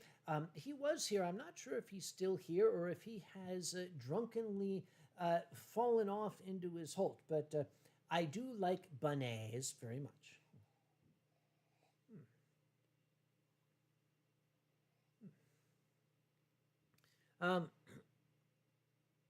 Yes, Danny Lauderdale says the caipirinha is the national drink of Brazil. It's made from cachaça, which is similar to rum but not the same, and usually a citrus juice and some cane sugar. In fact, since Sage is here, I have to tell you, I'll be right back. Don't do nothing to hear from me. I'm also going to put this up here so I don't knock it over. Okay, hang on.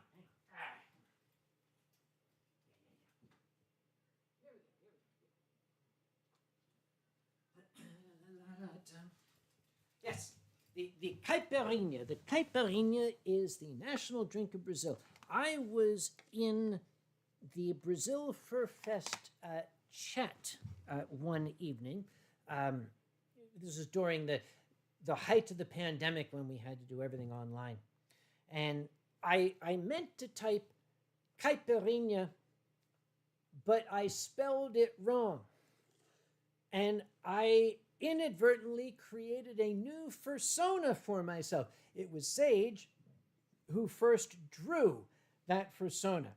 So, having misspelled caipirinha, Sage created my Brazil Fur Fest fursona, the caipiranha. So that is my official fursona when I am in Brazil. Thank you, Sage, for doing that. And also, I believe Sage is working on a game that features the caipiranha. I don't know what the status is, but if Sage would like to tell us, I would be very curious. New Stool, you're here. Hello, Mr. Sake-filled Cockroach. Hello, Mr. Noose-filled Stool. And Steelgear says, a month and a week until I finally cross the Atlantic again. He says, I'm very excited. I'm very excited too. The staff press gang will not be waiting for you at the airport, I promise.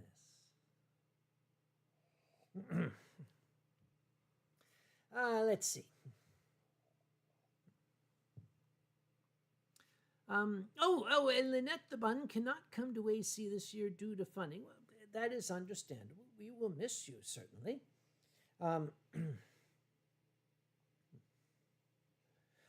Yes. What makes the caipiranha so cute is the little umbrella growing out of his head. That is just what makes him perfect. And the expression on his face. He's so serene with his little umbrella. Yeah. Lucky the Fosky says, I can't forget last year's EF when you were trying to sing the Norwegian national anthem text with the American melody. Well, Lucky, I'm glad you can't forget it because I can't seem to remember it. I must have been paralytic at the time.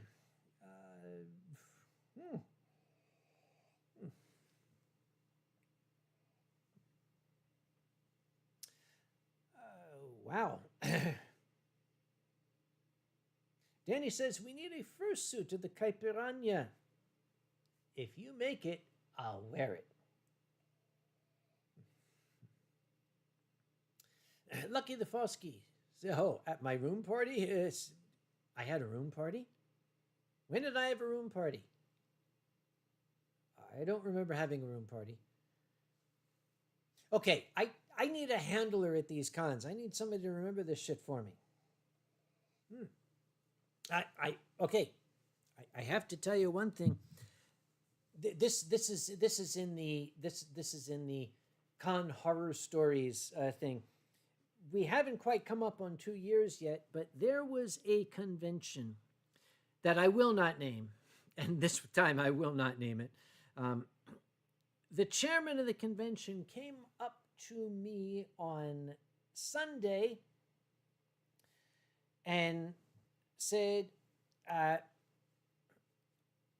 you're having a room party tonight. I said, no, I don't think I may. Said, yes, you are. You're having a room party at 8 o'clock in your room. That's where the party will be. I said, I don't. But he had a look on his face. I know that look because I'm a chairman. He had the look on his face that was, I'm telling you, you're having a room party tonight in your room at 8. So I said, yes, I am having a room party at 8 o'clock tonight. So at 8 o'clock, I was sitting in my room and some staff members showed up. They brought some wine and some sake and we had a little room party. I thought, well, this is very nice. This is a nice room party. I only found out later. They had thrown a crazy guy out of the con. And apparently, as I gather on social media, he was making noise about coming back armed that night and kept mentioning my name. So the con wanted me to be in my room while they greeted this gentleman at the door. Lucky is nope, the plague doctor fell. Lucky is expounding. It was a room party. Wait a minute. Okay, Steel Gear says they're talking about this room party that I had, not the one with the crazy guy. The one with the fursuiter who threw up in my bathroom. And Ronnie had to clean it all up. And apparently, Steel Gear, Lazy Fox, Ronnie, and... Guys, I have no memory of this. Really? You shouldn't let me drink that much. For God's sake, save that for the Winestream. Lynette Bun Bun. I would love to have a classy room party with you at some time, just chilling, telling stories, and having some wine. There are times at charity auctions, I actually offer as a charity auction thing, a private story hour with Uncle Kage. Now, the thing is, when I offer that, you can get a cabal together.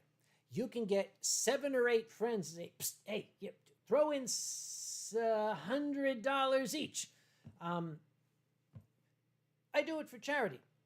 And then sometimes, now this is a big secret, don't tell this to the whole world.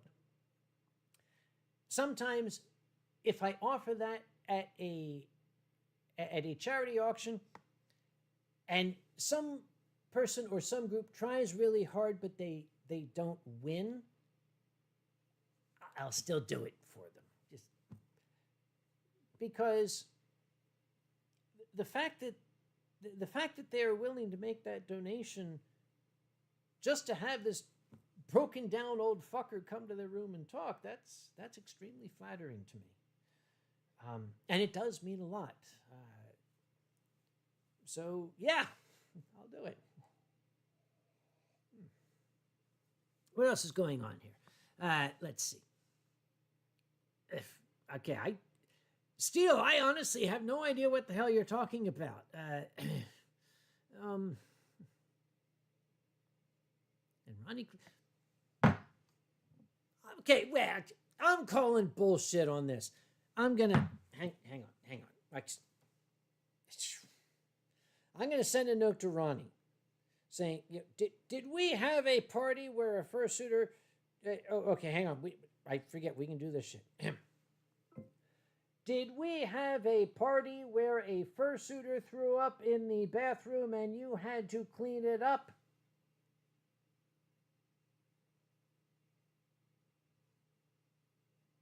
Question mark. I am calling bullshit. I am sending this to Ronnie. He will set us straight.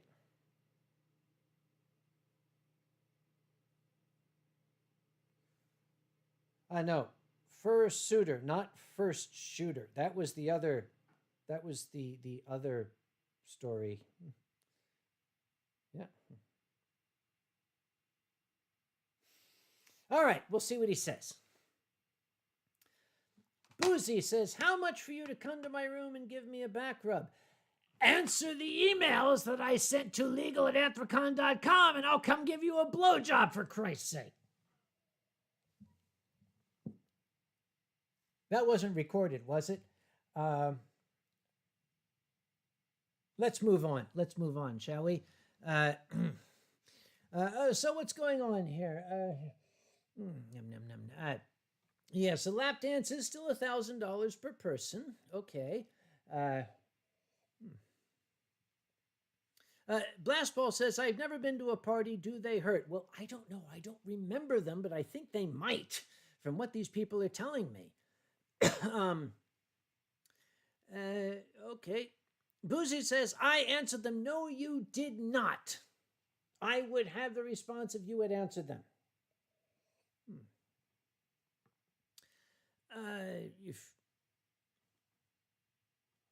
What the hell? Oh, wait a minute. Somebody bid on an Anthrocon flag. It just so happens. Hang on. Yeah. I happen to have this sitting. Okay. Yeah. Whoop. It's upside down. Yes, we're in distress. Send help. Yeah. This is the Anthrocon flag. Yep. I am having 50 more of these made. They're being made in higher quality. They'll be available at the Anthrocon Con store, and we're adding in this corner, the upper right-hand corner, we're adding a grommet up here, so the flag can either be flown on a flagpole or it can be suspended this way. Unfortunately, we're going to have to sell them for $50 because that's about the production cost. So hopefully people will be willing to buy them. If not, then I know what the ultra sponsor gift is going to be in 2024. Okay, so what else is going on here?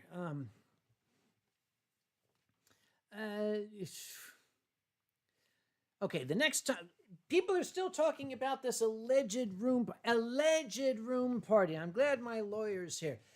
There are claims of an alleged room party where a fursuiter allegedly got drunk and allegedly threw up in the alleged bathroom, and the alleged Ronnie had to allegedly... Ronnie has answered.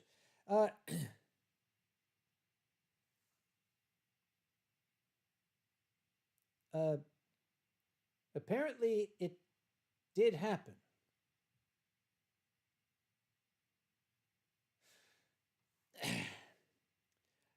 Now to type the all caps reply. Why do I not remember?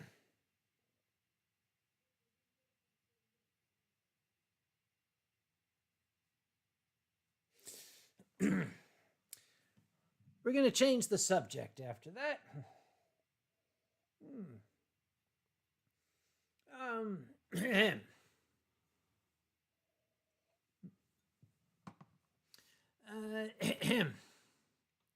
Danny says, will you bring more Anthrocon swag for a charity auction?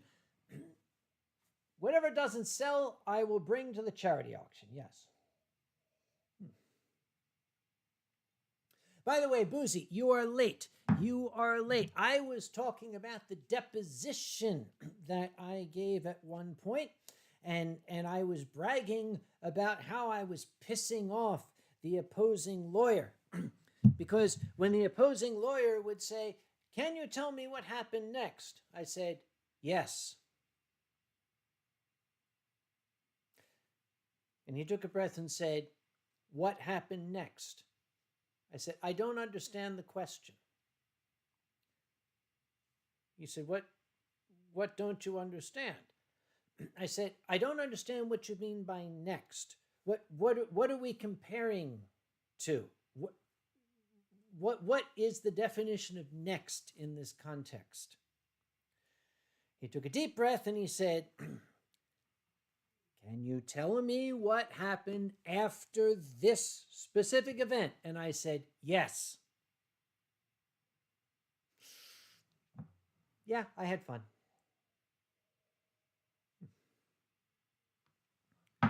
Boozy says, check my email. I can do it on my amazing phone. All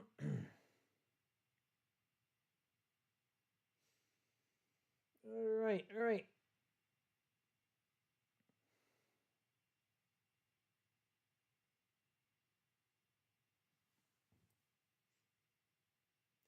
Here is an answer. That's it. You're going to tell me here is an answer? You don't get a blowjob for saying here is an answer.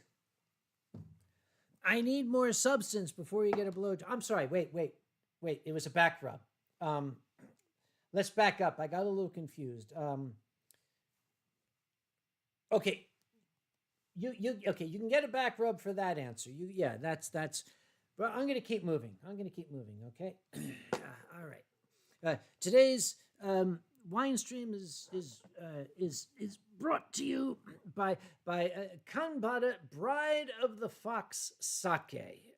There we are. Incidentally, when I need to distract people, I just put this up.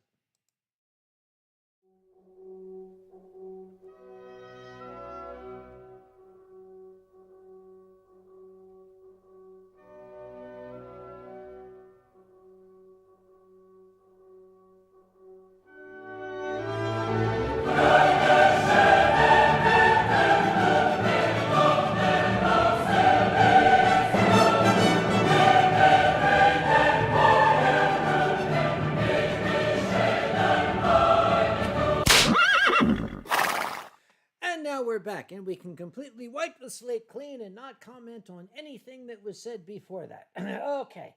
And Mutawolf Garu. Uncle Kage always says he'll be happy to attend any con that he's officially invited to by Concept.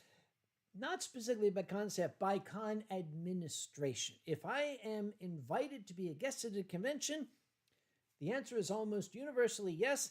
And when I am guest, I will do my damnedest to make it worth your while. Let's see. And right, since Steel Gear is here, we have to go to Steel's favorite one because Steel loves this one. Gokiburi, gokiburi, gokiburi taiso. Gokiburi. Gokiburi, gokiburi taiso. Gokiburi, gokiburi, gokiburi taiso. Gokiburi. And we're back.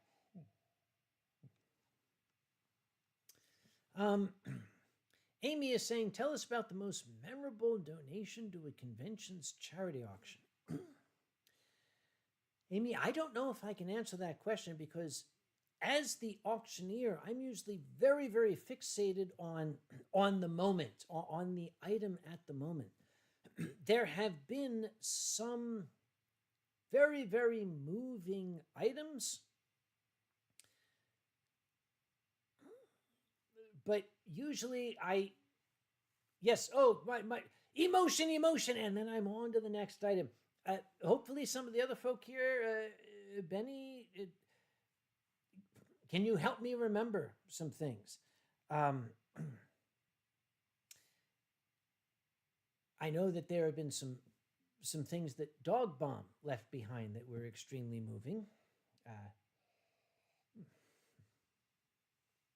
Layla has made a new furry species, a hybrid between a snake and a gecko. We call it a snacko. I think snecko sounds better. Not snecko, but snecko. I suggest snecko.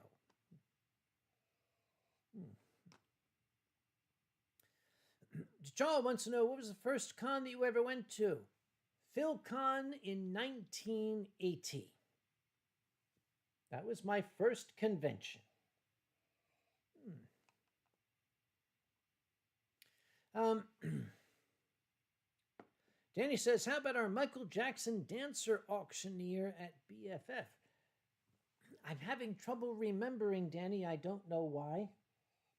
It might have been the cachaça. But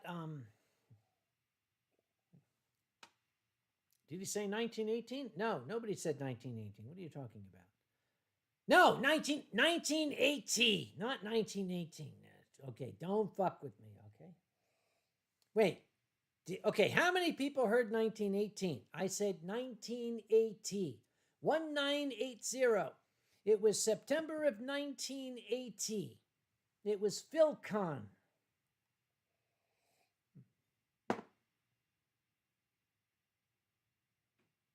Okay, I blame the dildo mic here. Obviously, it is fucked up. Yeah.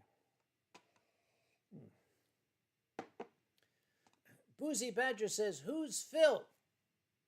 He's one of my oldest and dearest friends, Boozy. He's right in channel, right there.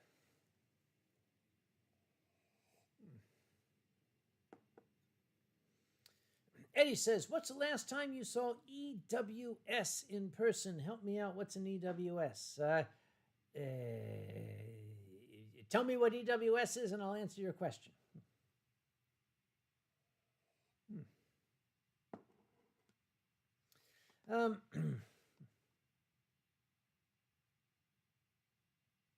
Oh, Eric Schwartz.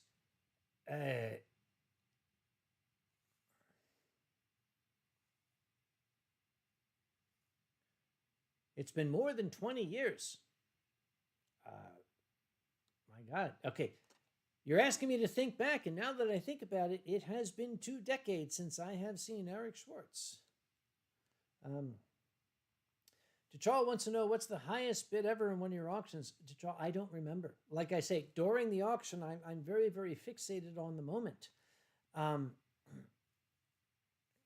don't recall. I know that we have had items go for many thousands of dollars, but I honestly don't remember what they are.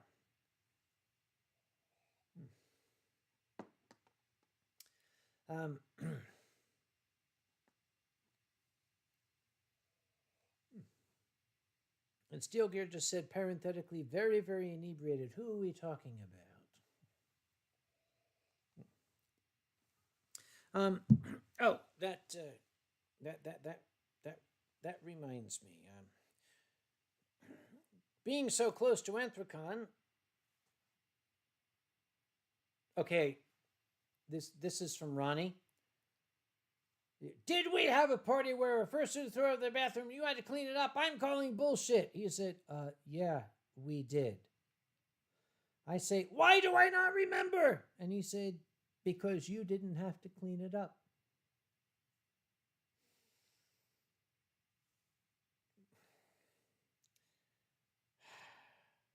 I guess I'm sending something to Steele.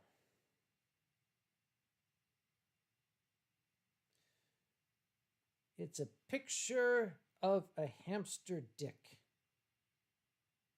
It's an in-joke.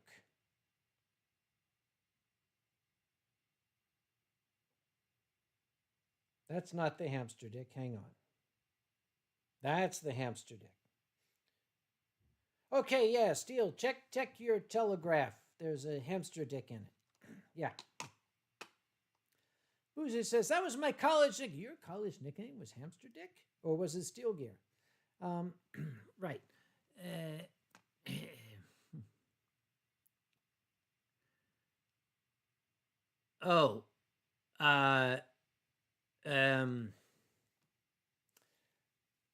Okay, Katie mentioned something, and then Master Bondo Fox has mentioned something that I had blocked from my memory.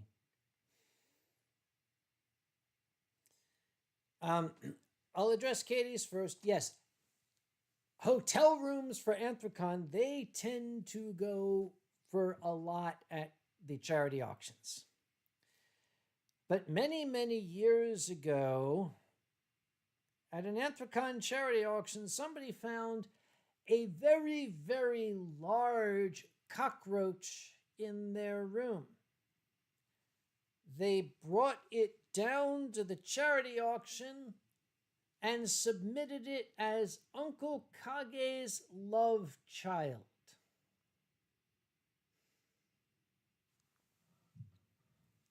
I auctioned this cockroach off as my illegitimate son. And I put in as a sweetener, as we call it, if we can get the bidding up to a certain astronomical number, I will kiss the baby. Because the number that I gave was so completely out of the realm of imagination that I never, yeah, you fuckers, you'll do it. We got the bid. And I think T'Chall was there, Benny was there, they're witnesses. I puckered up and I kissed the baby. And I distinctly saw that little roach going, God, jeez, oh, fuck, God, Jesus fucking Christ. Which is what I did when I went backstage afterward.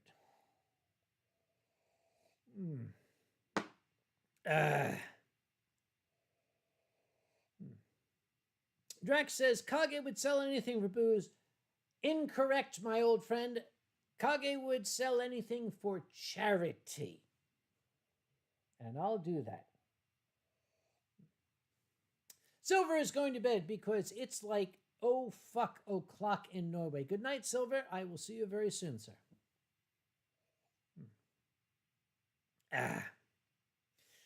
And Katie is laughing and rotfulling and everything. Let's see. That would have been, Katie, you would have been in high school when that happened, I think. Positive Wolf Gamer says, we'll have telephone on another Winestream. I shall have to send telephone a note and ask.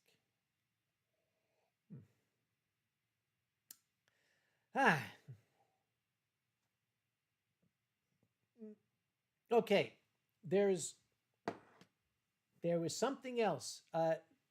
Old-time Eurofurence attendees would remember this.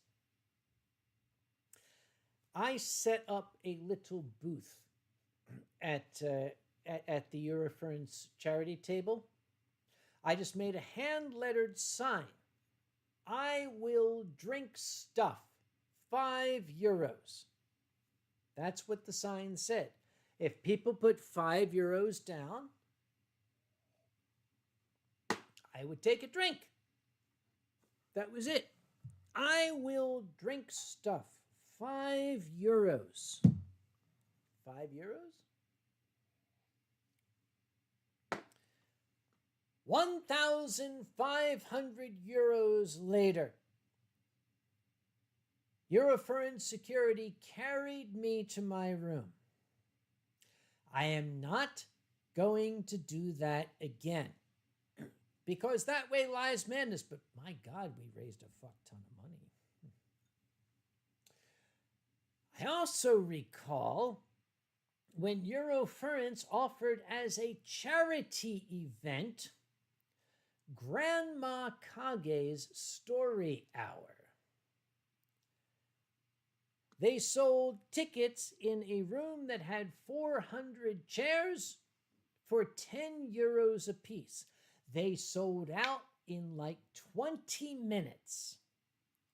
4,000 euros later, this frail, tiny little old lady was backstage peeking through the curtain and saying, oh, there's so many people out there. Oh, I'm so nervous. I don't know if I can do this. Oh my goodness. Whatever shall I do? Oh, dear me. There's so many people out there. The appointed time came. She went out there. She sat down and picked up the microphone and just owned stage for the next hour. Yeah, here's to Mom.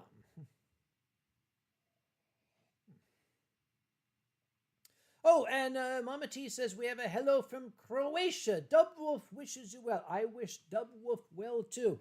Give my Croatian friend a hello.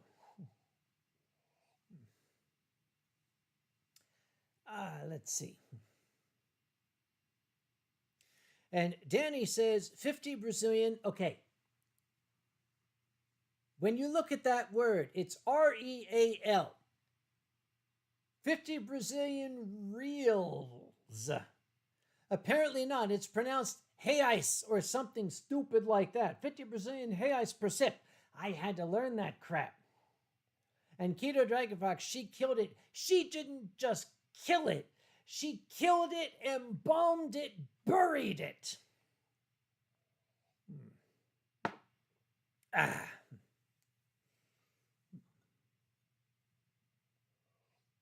Let's see. Oh, a furry trainer says at MCFC I was taken out in a wheelchair by my son and daughter-in-law. That was a good con. You did it right, my darling.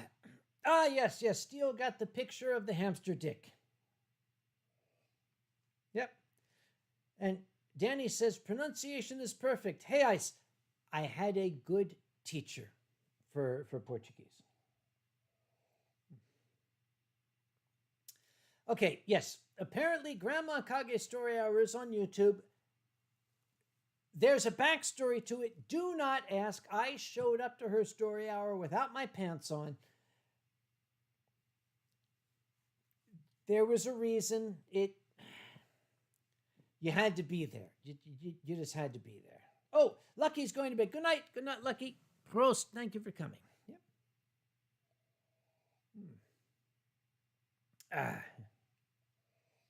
And yes, I was handcuffed to a chair without my pants on. It's just watch the video. It's all this. Oh, apparently Steel Gear would like some more hamster dick pictures. I'll send them after the show, my friend. Okay, yep. Okay. Yeah, the thing is, Eurofurence, they put on a good show. Let's just say they put on a damned good show. And thank you to Charles. Yes, Pittsburgh makes me drunk, and then I lose my pants, and then it rains. Oh, Layla has reminded me, am I doing the drawing cam? It is high time I did the drawing cam. Now, okay, I have tried to fool OBS because when I've gone to the drawing cam in the past, we get a terrible echo on the microphone. So I've set to, I'll tell you what, we're going to go to the drawing cam, and then I'm going to set the microphone to the dildo mic here, and hopefully that will get rid of the echo that you hear. For those of you who might be joining for the first time, why are you here? I don't know. Some of my Patreon patrons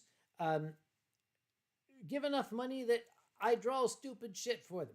By the way, others give enough money that I say I will send you videos that have been released to the public. I will fucking do that. I promise.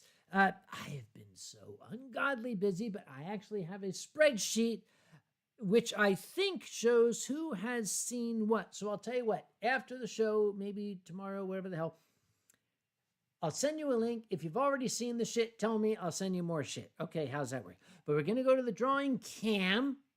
I'm going to say a few words. It'll echo, and then I'm going to change to the dildo mic. Let's see how that works. Okay, here we go. ゴキブリゴキブリゴキブリ体操ゴキブリゴキブリゴキブリ体操ゴキブリゴキブリ I'm sorry, that was the wrong click. Let me go to sources for this. Let me change. Is it echoing? It's probably echoing. Sorry, buddy. Okay, I'm going to go now. The dick mic. Okay, so I have changed the microphone. Does it sound okay now? We are going to see if it has worked. Better? Better? Yes, better? Not great? Okay, thank you very much. There's the pen. That's what I shall draw with. So, okay, we are going to get some drawing shit here. Mama T says, bottles of your 2 favorite alcohols. Oh, that's easy, Mama T. I can do that. I can do that. Okay. Mama T wants me to draw bottles of my 2 favorite alcohols. Okay. So first, can I do this without spilling it? Let's see. Okay. So we have a bottle. And it says, and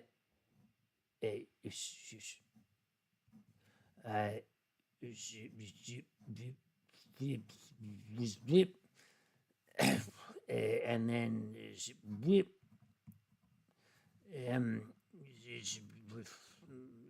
a bunch of shit down here. Dasai 23. Okay, that's the first one, right? And then this one over here, we're going to say ditto, right? Okay, yeah. So this one we're going to say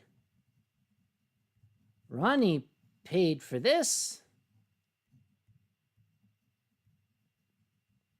And this one, because I'm visiting Drax next week, Drax paid for this.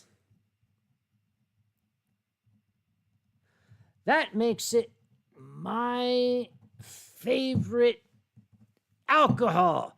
Thank you so much, Mama. Who the hell am I? Uncle Kage. There we are. Great. I'm going to put the chat book up briefly to make sure that stupid shit's not going on and people are saying, we can't hear you. Okay, no. All right. So that's for Mama T. Thank you so much, Mama T. You're a darling. You know I love you all to pieces. Okay. Next, we have to straighten our shit here. Okay, David Hunter. We're going to say D. Hunt. Pronounced Dunt. Yes, David Hunter. Uncle Kage, pardon me, leading the furry parade out of the DLCC. Sure, we can do that. Okay, we need some fursuits. First is a fox. Foxes have these pointy muzzles, right? And then they have floof over here. Yep. So here we first have a fox. Yep.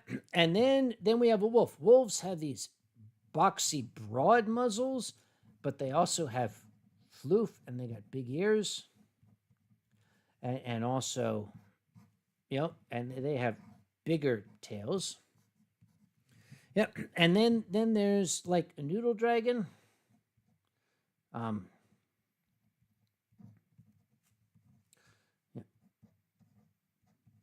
It's Qian Long. He's in the fursuit parade, right over here. Yep. It's like, grr, I am Qian Long, and I am pissed off because he is a noodle. Yep. The problem is that Uncle Kage, we're going to draw Uncle Kage sideways because this is Saturday, and it's Saturday at 2:00 in the afternoon, which means that Uncle Kage has already started enjoying his wine. I'm going to draw him sideways, and there's and remember his astroturf hair. There's his ear. Yep. And and he's just lying here on his side with his, all right, we'll turn it this way. Why the hell not? With his glass of wine. Yep. And the problem is that Uncle Kage has like already passed out drunk, and the fursuit parade cannot commence because of it. We should fire him as chairman, please. God, please fucking fire me, please. Let me die at last. Signed, Uncle Kage. Thank you so much. Don't, you're a sweetheart. Thank you for your support through all the years. Okay, what do we have next? Okay. We have, oh boy, we're gonna, wow. Silver, a platypus as drawn by an alien only ever seeing its skeleton / fossil, biblically correct. Okay, let me take some notes here. Hang on. Let me take some notes here. We have platypus only from skeleton.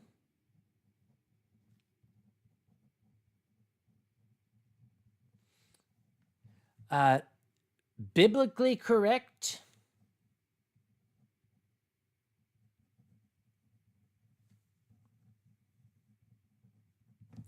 This is for Silver, by the way.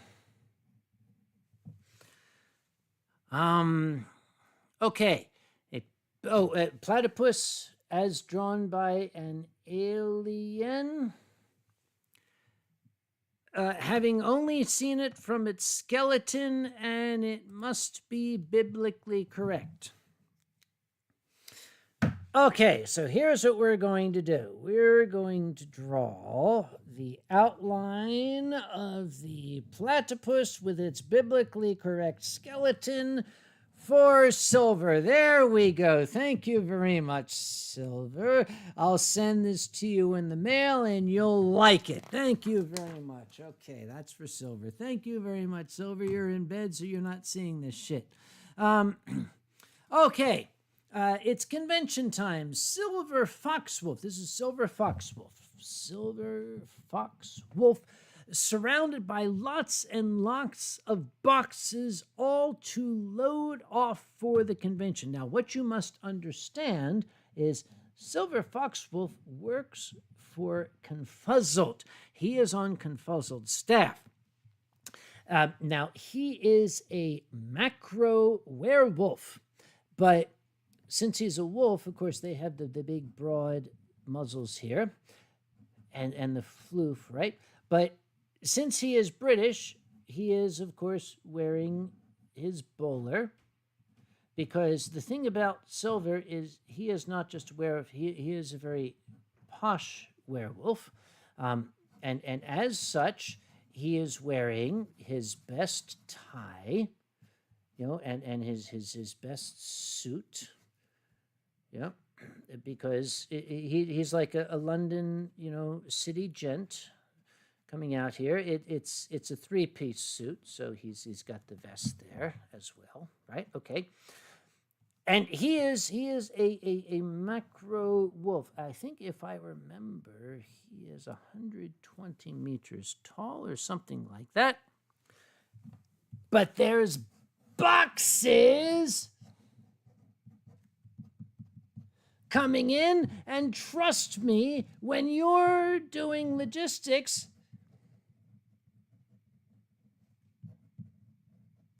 another fucking box. The box is so big, the letters don't even fit in it. So you are boned. That's the bottom line to that. That's how this story ends up there. Trust me, I've done logistics for conventions. I know how that works. Silent Dawn. Silent Dawn is a tiger. We all know Silent. If you've been watching this, hang on. I need to cheers. Good shit. Draw me the tiger getting a massive brain freeze as I slurp down a frozen rum drink at the beach tiki bar. I can do that. Okay, Silent Dawn is a tiger. Remember, tigers are felines. Benny is here, and he knows how to draw felines. When you want to draw a tiger or any feline, you start by drawing a pair of testicles, because that's what feline faces look like. Felines have testicle faces, right? And then they have this up here. And then they have these ears that are kind of shaped like cookies, kind of like that. They have whiskers. Yep. The thing is, he's got massive ass brain freeze. He's got a big stripy stripy tail. And he's got stripes, because tigers have stripes. He's got a few here. Why not? Yep. And he's got insides to his ears. He's got brain freeze because he's holding this. They usually have like this weird shaped glass, right? It's kind of like this kind of shit, like, like that kind of thing. Yep. And this is minus 30 degrees Celsius because it's very, very cold, and there's his fingers holding onto it. And apparently, his friend, a bear, is sitting laughing their butt off. Okay, bears, what do bears look like?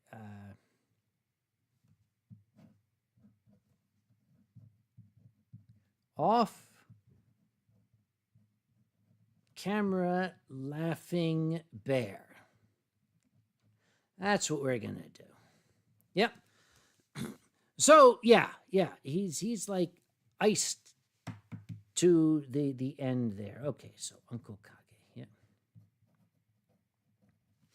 All right, thank you, Silent Dawn. You're a darling. By the way, if you don't know who Silent Dawn is, if you've watched this Winestream, if you remember when Earl from the lube rack has shown up, that's Silent Dawn.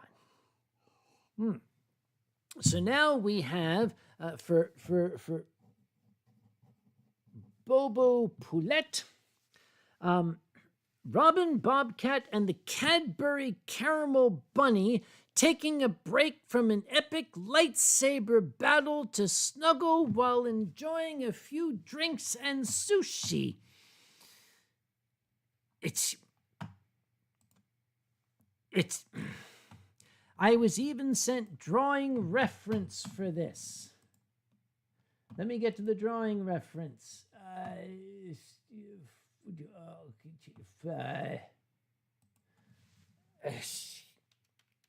I don't have the faintest idea what the hell I'm supposed to do.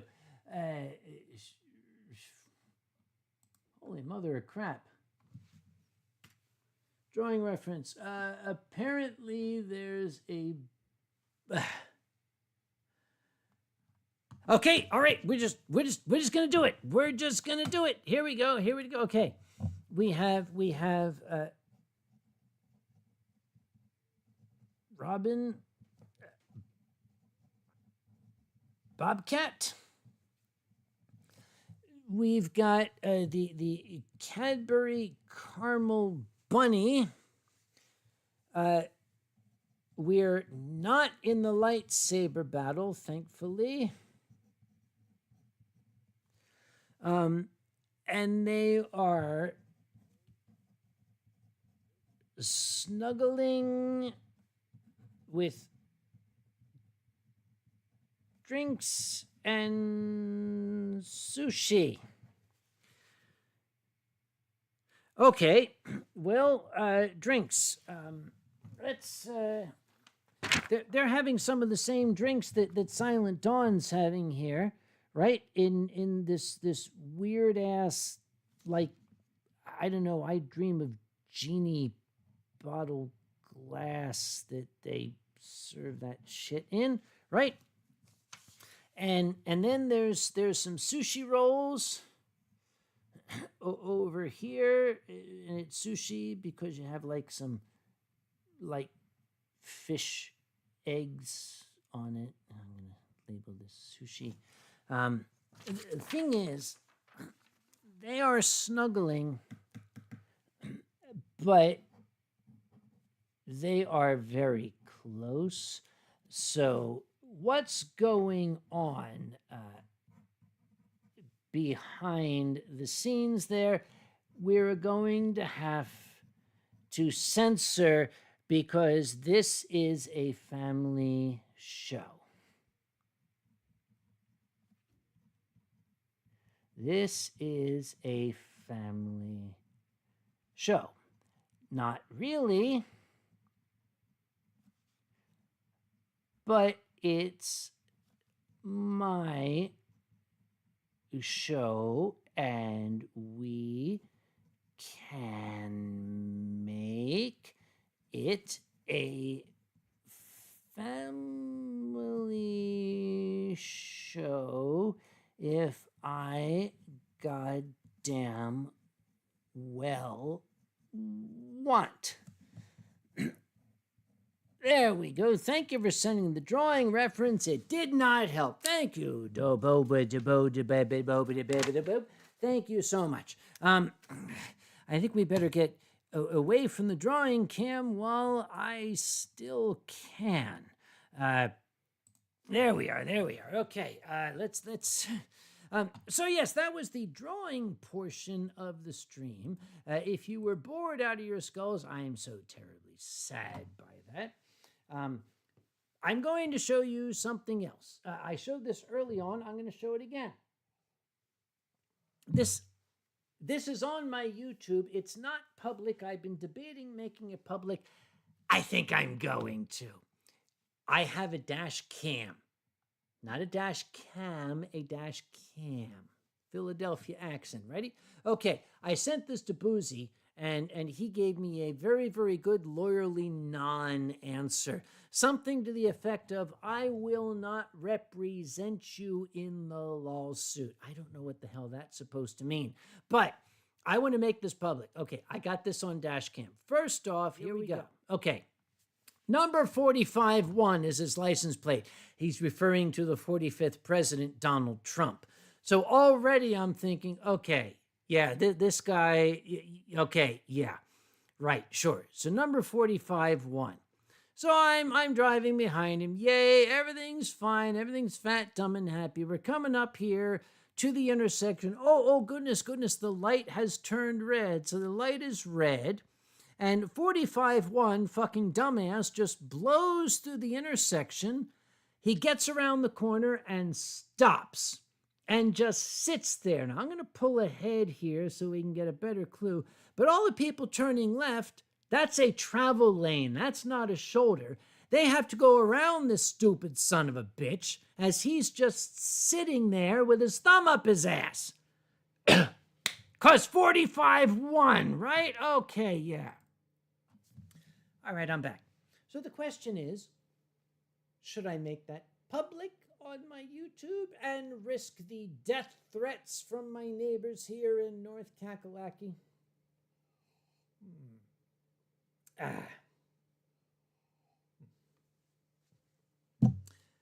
Ensign Games. We would have to sit down with First Science and discuss this at length. I know why our stereotypes exist, but why are we hated? Ensign, let's take a step back and look at the human condition. Why is anyone hated? Why does a person of this religion hate a person of that religion? Why does a person of this skin color hate a person of that skin color? Why does a person from this geographical location hate a person of that geographical location? If I had the answers to this, I would have the Nobel Prize. Nobody knows why human beings hate. For the most part, there is no reason. They just do.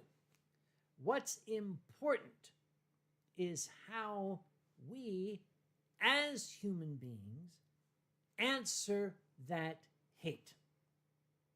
Do we return hatred with hatred? I don't recommend it.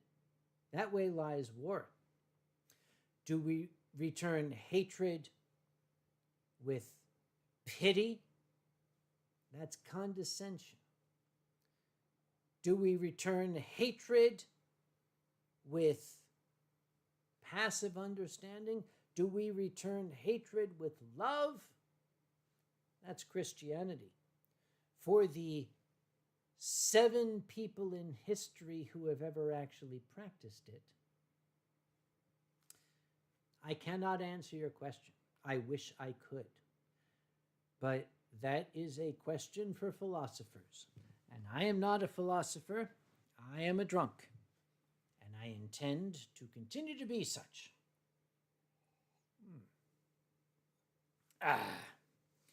All right, what is going on here?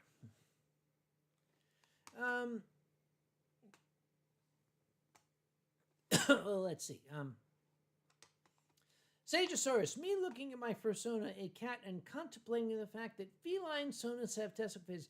I'm sorry, Sage, I don't make the rules. It's just, that's how things are. You need to take it up with Mother Nature.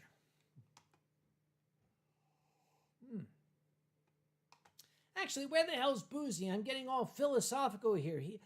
Okay, here's something you need to know about Boozy. Number 1, he's a young upstart. Number 2, he's a dick. But number 3, for a youngster and an upstart and a dick, he is one of the most insightful, thoughtful, and loving people I have ever met in my long life. And the world would be a goddamn better place if we had more human beings like him. There, I said it. I'm never going to say it again. You're still a dick. All right. Oh, Boozy left? Motherfucker. Okay, you know what? I take it all back. He's a cunt. That's it. That's it. He's a lowlife. He's a miserable, scum-sucking... God damn it. Here I'm pouring my heart out for my friend, and what is it? He's in fucking bed. Then again, if you saw who he was married to, you'd want to be in bed too. Let's change the subject, shall we? Nu Stula, did you ever hear something about Doug O? I never hear anything about Doug O, and he never returns my Christmas cards. That hurts my feelings. Every year, I send my old friend Doug a Christmas card, and he never sends me one back. I miss him.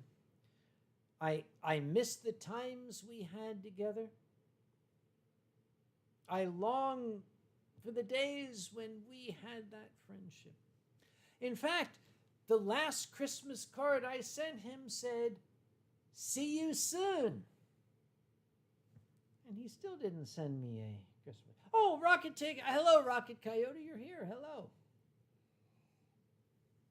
There's Tianlong. You're late. Where the hell have you been?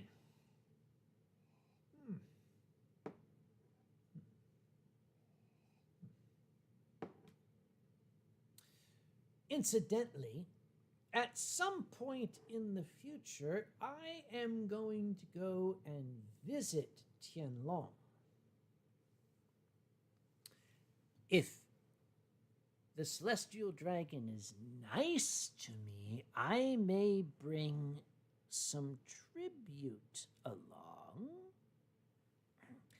We'll see how nice he wants to be.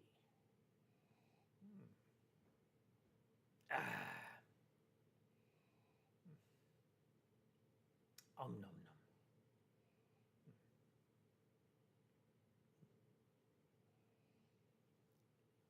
T'Challa quotes Dr. Martin Luther King. Darkness cannot drive out darkness. Only light can do that. Hate cannot drive out hate. Only love can do that. They're wonderful words, but they have fallen on deaf ears, especially in this part of the country. Nushtula, are you looking forward to the new EF location? By which you mean Hamburg.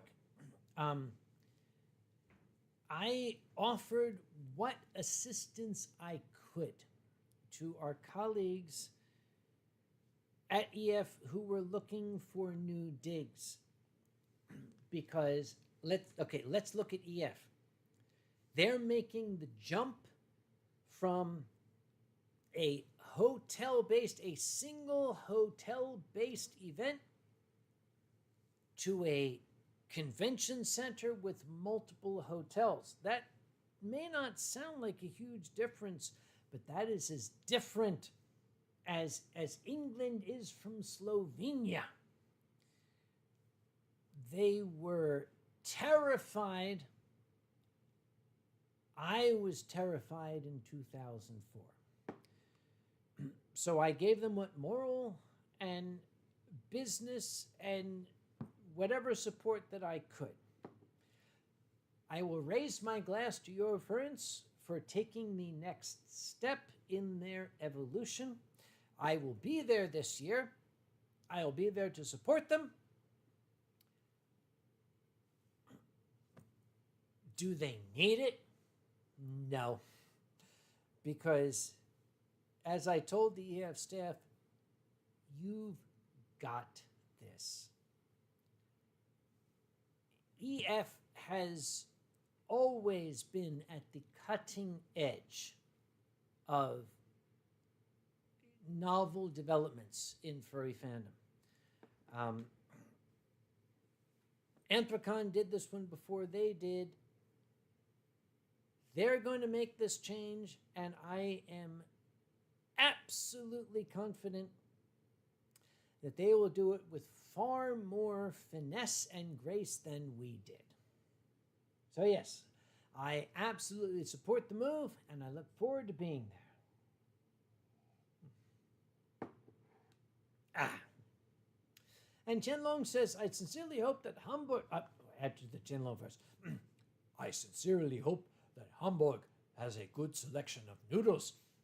There was a promo video they made. There was a noodle shop. Apparently, there is a noodle restaurant within walking distance of the Hamburg Convention Center. So, Tien, I think that you will be pleased.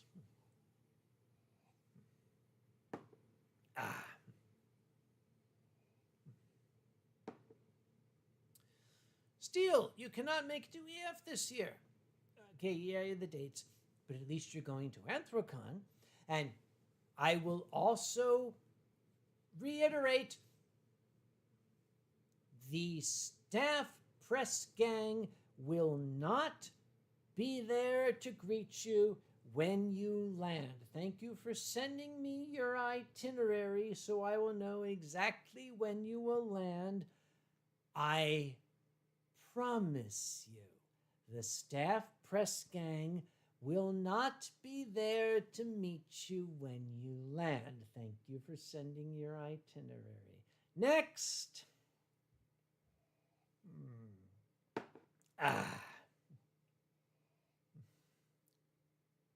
Oh, Note the Wolf is here. Hello, Note the Wolf. I shall note your existence here as a wolf. Let's see. And Tianlong is feeling very lethargic today. Tian-sama, why do you feel very lethargic today?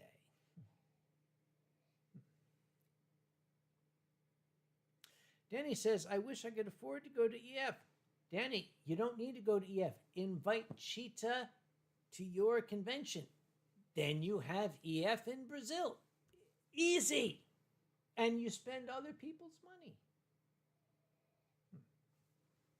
Hang on, I think I have something around the corner. I'm back. All the Anthrocon boxes are back here. You can't see them. I think the shit's back. Oh, wait. Yes, it is. Okay. Since Tianlong is here, a few months ago, I was invited to visit some neighbors who come from mainland China. And we were celebrating the Lunar New Year. And while we were there, they were teaching me how to do some Chinese calligraphy. So I kept these. These are some of the things that I wrote. I don't have the faintest idea what the hell they are. I just drew what they told me to draw. But apparently I did an okay job of it. I'll let Chen tell me if I did it right. Whatever. Yeah. It is really the most absolutely delightful family. It's a young mother who comes from mainland China. She is a visiting scholar. I think that means postdoc here, and she's brought her two daughters with her. They are the absolute salt of the earth. But the thing about the lady is, she apparently thinks I'm not fat enough, because every time she sees me, she brings me like 75 dumplings or a monstrous 10-gallon vat of hot pot and says, "Oh, you need to eat more." Tian, maybe you could explain, is this a Chinese thing? I thought only Italian grandmothers wanted people to be fat, but apparently she wants me to be fat too.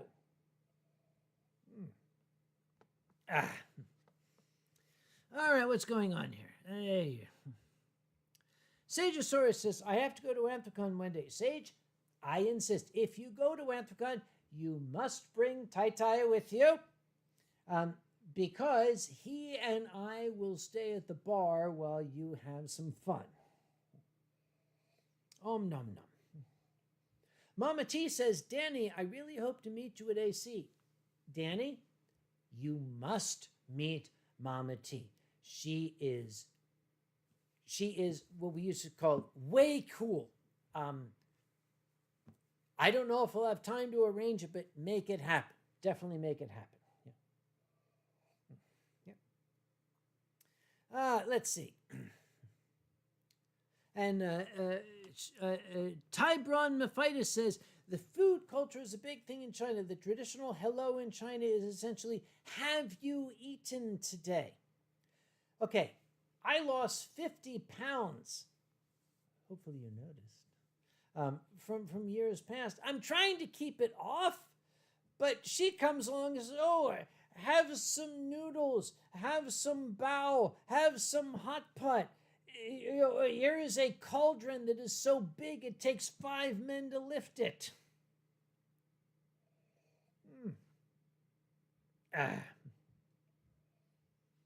Mama T says, why does that never happen? I'm there. Just timing. Next time you're here, I will introduce you to Min and her family, and she will be like, oh, let me make some bao for you.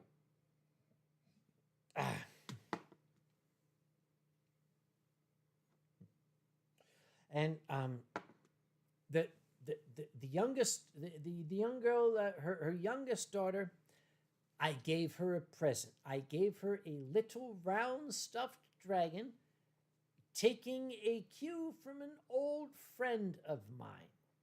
I gave her this little round stuffed dragon, and I told her, Ta Jiao Xiao Long Bao, which is, his name is Xiao Long Bao, which means little dragon dumpling.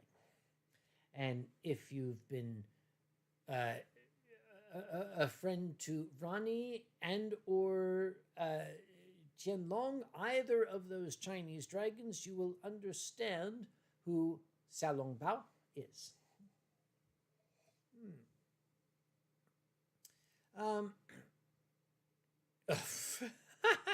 Peter Schultz is going to bed. Now, Danny Lauderdale is saying, is Primanti Brothers really good? Okay, Danny, as an adopted Pittsburgher, the answer is yes. Here's what you have to understand about Primanti Brothers. Primanti Brothers is a sandwich shop.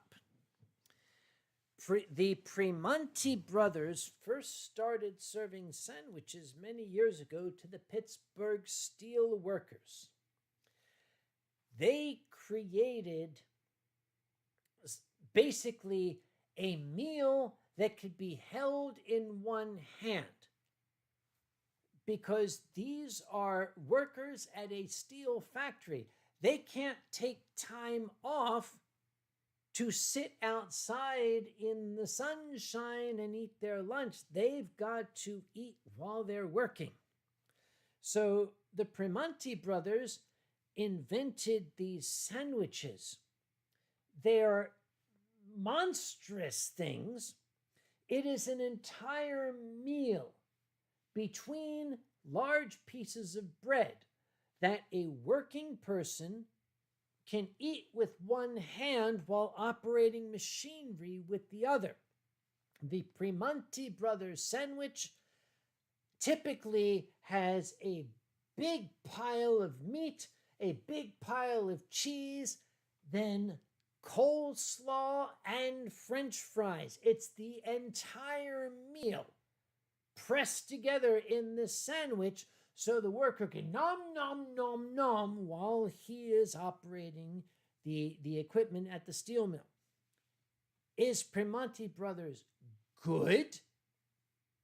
I like it, but I recommend it because Primanti Brothers is Pittsburgh history.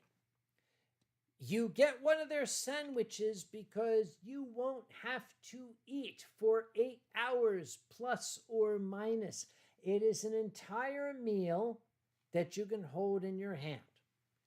So the Primanti Brothers sandwich is not just a meal, it is an experience. It is a view into the industrial history of Pittsburgh.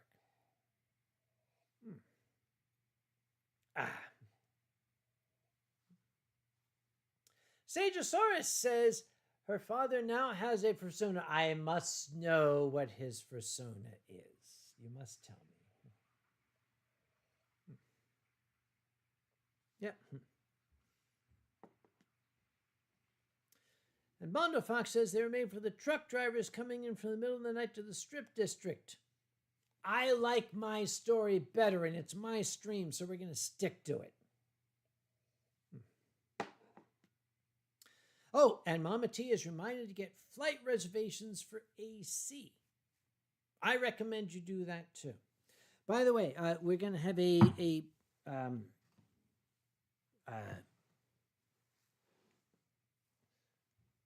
it is. There it is. We're going to have a brief public service announcement.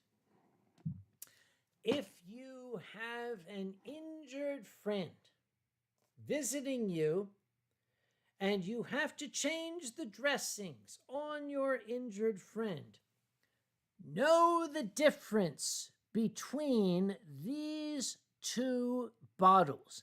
It is very important that you understand the difference between these two bottles before you change the dressings on your injured friend's wounds. We now return to your regularly scheduled Winestream.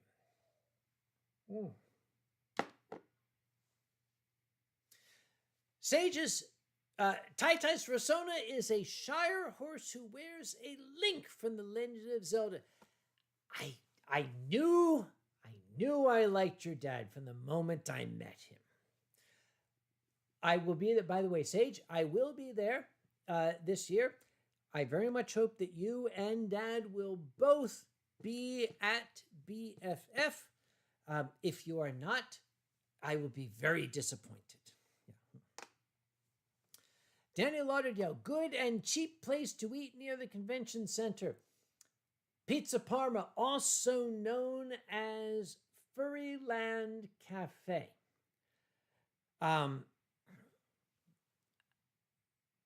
I don't recommend going to talk to Frenchie. That's another story. Tell you what, Danny, when you get there, I'll show you where to go. Incidentally, Danny, send me your flight itinerary. It's very important for me to know what your flight itinerary is. I just want to assure you that the staff press gang will not be involved. I just want to know what your travel itinerary is. Make sure you email it to me. I won't give it to the staff press gang. I promise. I swear on my mother's grave, I won't tell the press gang when you're coming in. Wait. Hang on. Son of a bitch. Hang on. I need to make a small... I'm going to make a small adjustment, but first I'm going to answer a question.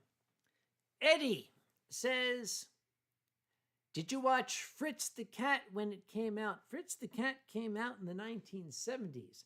I was still a kid, but I saw the commercials and I knew who Ralph Bakshi was. When my sister brought an orange and white cat home, I named him Fritz. So I grew up in the 1970s with Fritz the Cat. I did eventually see the cartoon. The Fritz the Cat of Ralph Bakshi's cartoon did not live up to the reputation of our Fritz, who made his own legend, shall we say. Katie says your mother isn't dead. Well, I'll kill her. Okay, fine, we'll do that. Yeah. Charles says, I saw wizards. Charles, I love showing wizards to people when we're drunk.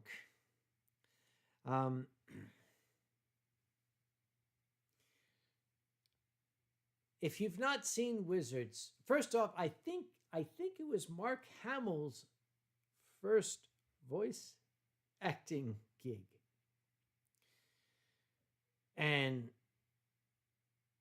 it has the greatest wizard duel ever filmed in the history of animation. In animated shows, there have been wizards dueling. In this particular Ralph Bakshi animation, Wizards, the greatest, finest, definitive wizards duel you must see. But I have to refill my glass. Pardon me. I'm going to get rid of this shit. Ah!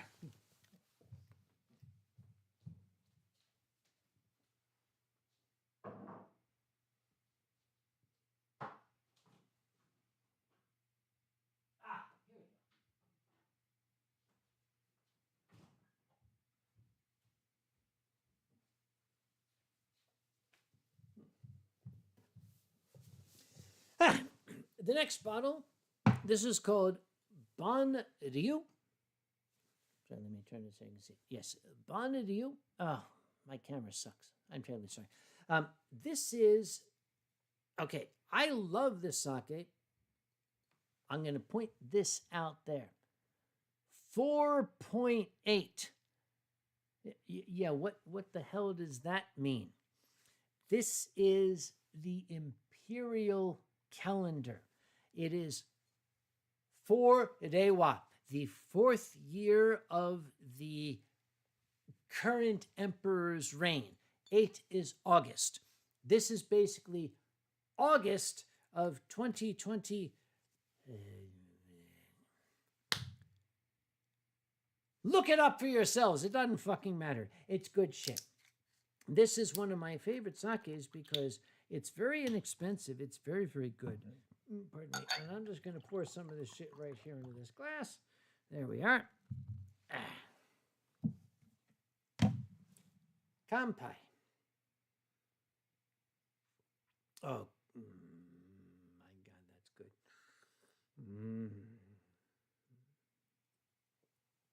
Thank you, Mother. You dirty, filthy fairies! They killed Fritz! Yeah. No, wait. Oh.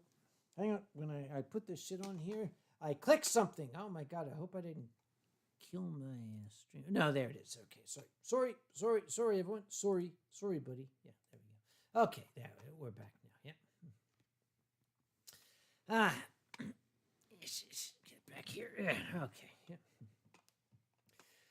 Longtooth, you loved Madam Min. Mad Madam Min. She was incredible. Yep. Mama T says, please say the name again. This is, okay, I'll hold it up close. Bon Ryu. God damn it. My lights are very, very bright.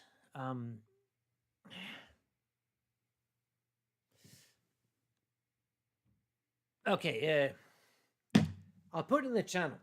Sorry, Mama T. I don't know why it's not showing up. Yeah, it's called Bon Ryu. It's actually, I thought this was like a ginjo sake. It's actually, it's just a regular Hanjozo sake. This is table sake. This is Saturday night watching the Super Bowl sake, but it is exquisite in its flavor. Okay. There we go. Okay, now you can see the shit. Yeah, Bon Ryu. That's it. Just make sure they use the imperial calendar there. This is August of 2022. That 4 is the 4th year of Reiwa. 2020 was year 2. That's how you can remember it. 2 is 2020. So 3 is 2021, 4 is 2022. This is August of 2022, so this sake is less than a year old.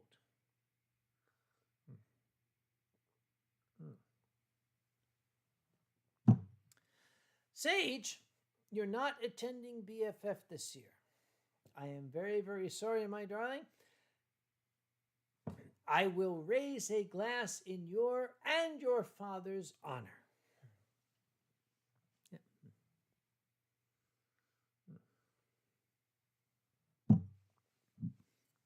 By the way, in the header of the chat, I have linked a GoFundMe for a poor injured furry artist who hurt himself and does not have insurance because he is a poor injured furry artist.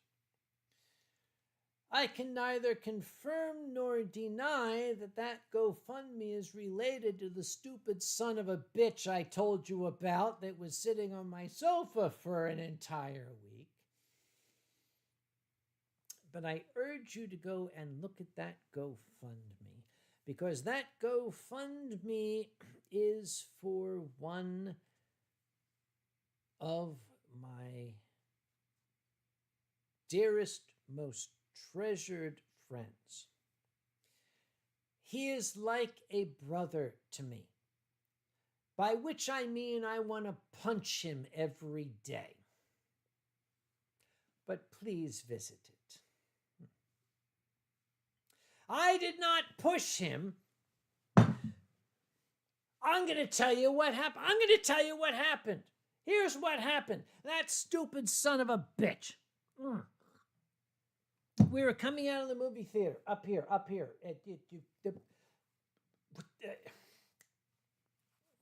Whatever the fuck the movie theater is up here, you know the one I'm talking about, right?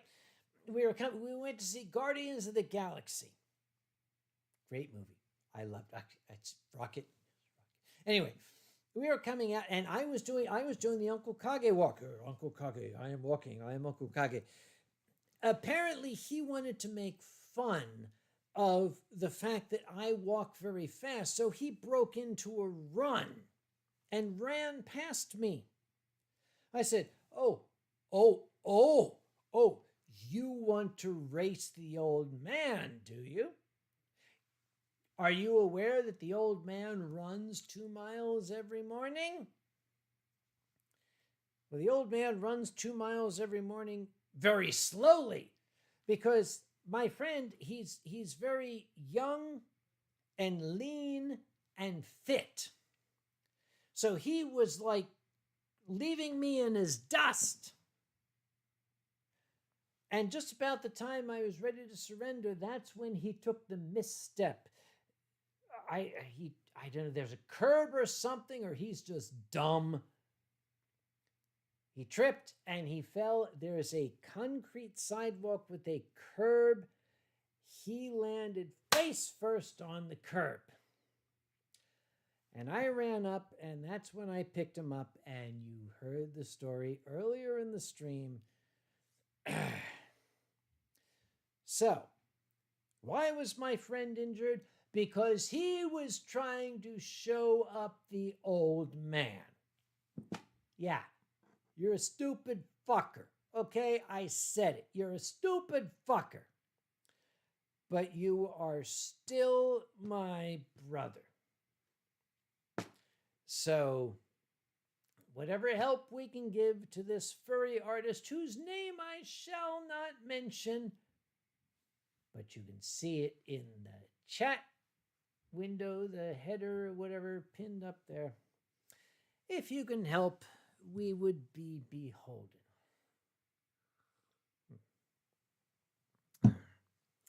I have to tell you, too, he's fast. Like I said, he is young and lean and fit. He was going easily twice my speed. I'm a distance runner. I'm not a sprinter. But when he went down, he hit that sidewalk with a sound exactly like a young and lean and fit piece of ham hitting the side of a house. It was very loud. So indeed, if you could help, we would be beholden.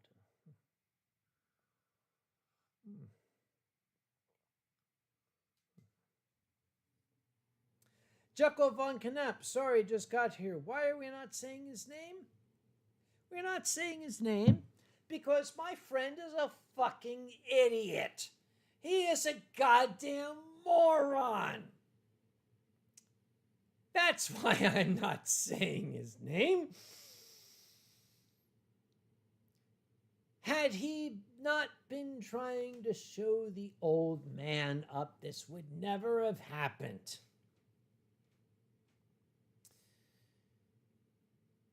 It does not change the fact that we are brothers. So, when you see I don't even know where the hell it is in your... If you can donate, that would be lovely. If you can't donate, that's fine too.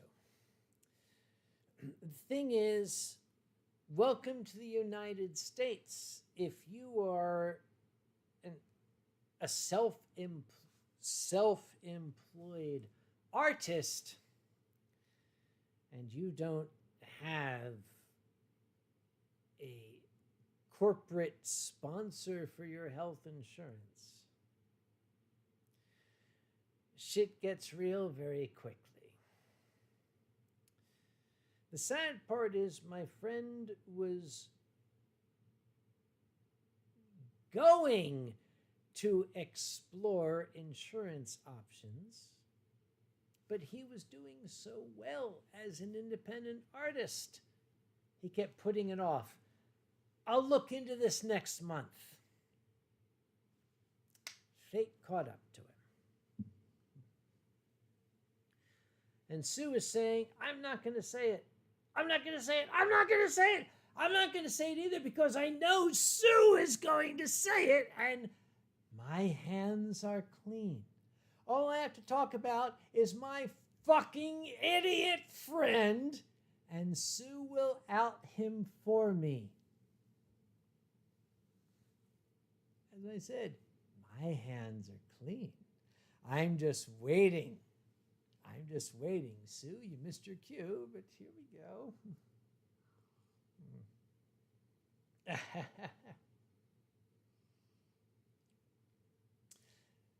Benny says, how did you end up not laughing? Oh, I was laughing my ass off until I picked him up and saw the amount of blood that was coursing down his face. Then the laughter turned into a kind of nervous chuckle. And the nice folk at the supermarket up here, it's a Whole Foods. Say what you want about Whole Foods. The Whole Foods here in Cary, North Carolina, their staff, they are absolute top-notch humanitarians. They gave me everything I needed to perform first aid on this gentleman. And they even asked you, do you need us to call you? Can we come out and help? I said, it's okay. But they gave me clean towels. They gave me antiseptic wipes. They gave me ice, enough for me to stabilize him. And I thought he was stable until he said, I can't move my shoulder. I went through the triage. Can you move your fingers? Yes. Can you move your wrist? Yes. Can you move your elbow? Yes. Can you lift your arm? Nope.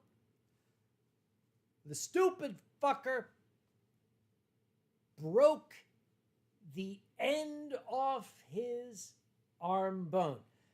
Proximal humeral fracture. The arm bone, the humerus here, at the end of it, there's a ball. He broke the fucking ball off. Leave it to a furry to deball himself, but that's what he did.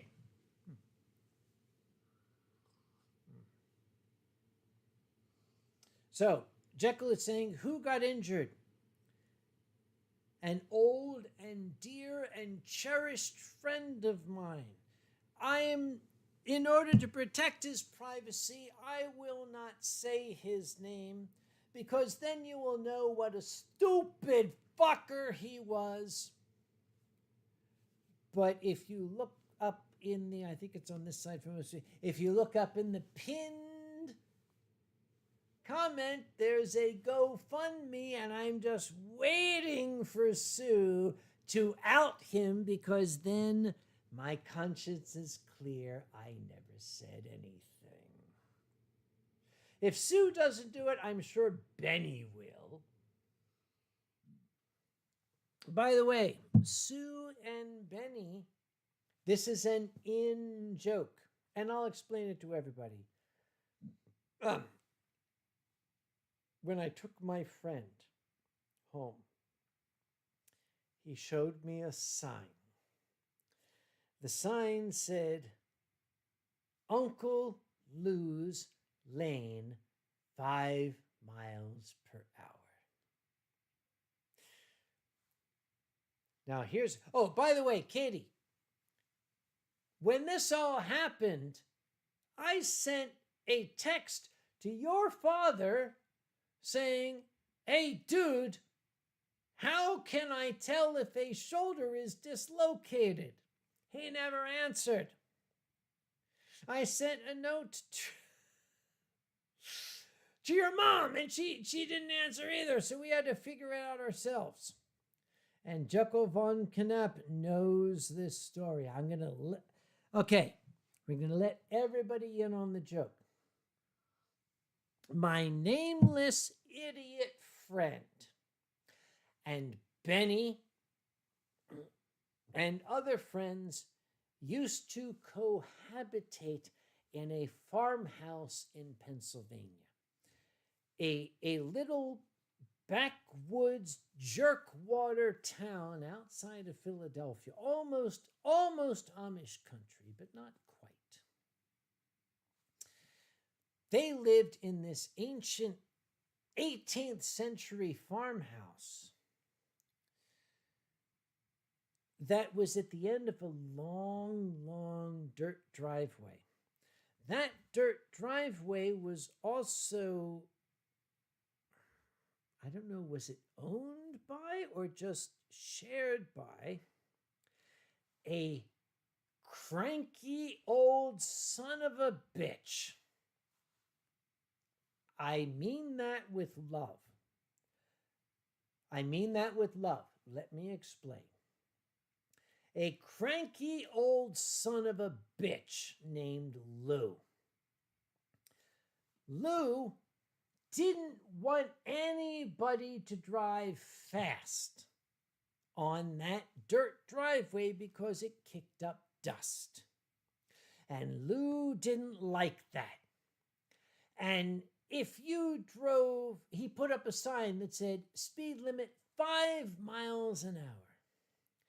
If you drove 5.2 miles per hour, Lou would come out with a shillelagh and he would smack your car and he'd shout, slow down, slow down. That was the mantra. Slow down, slow down. Lou is always out there, this old angry man. Slow down, slow down. When we pulled in to Benny et al.'s house, we had to creep along at, speeds that were so low the speedometers on most current cars couldn't even measure. You had to inch along, or there would be Lou with his shillelagh wailing on your car. Slow down.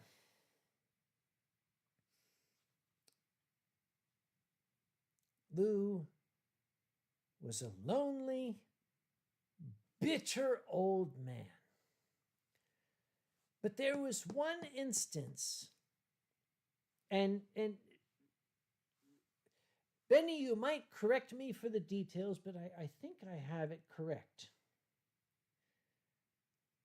Lou was constantly coming up to the house to yell at the boys about how their visitors were speeding, and he would come up and he would bang on the door with his shillelagh.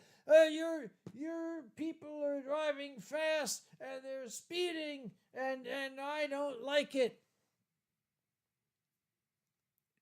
But apparently, in one of his tirades, Lou came up and he banged on the door with his shillelagh and he was yelling, but the boys had been away at a convention. And he yelled at them because people were speeding. And then in the middle of his tirade, he said, by the way, where were you guys last week? I missed you. And then went right back to his. And that's when we realized Lou had nothing in his life. This poor old man had nothing.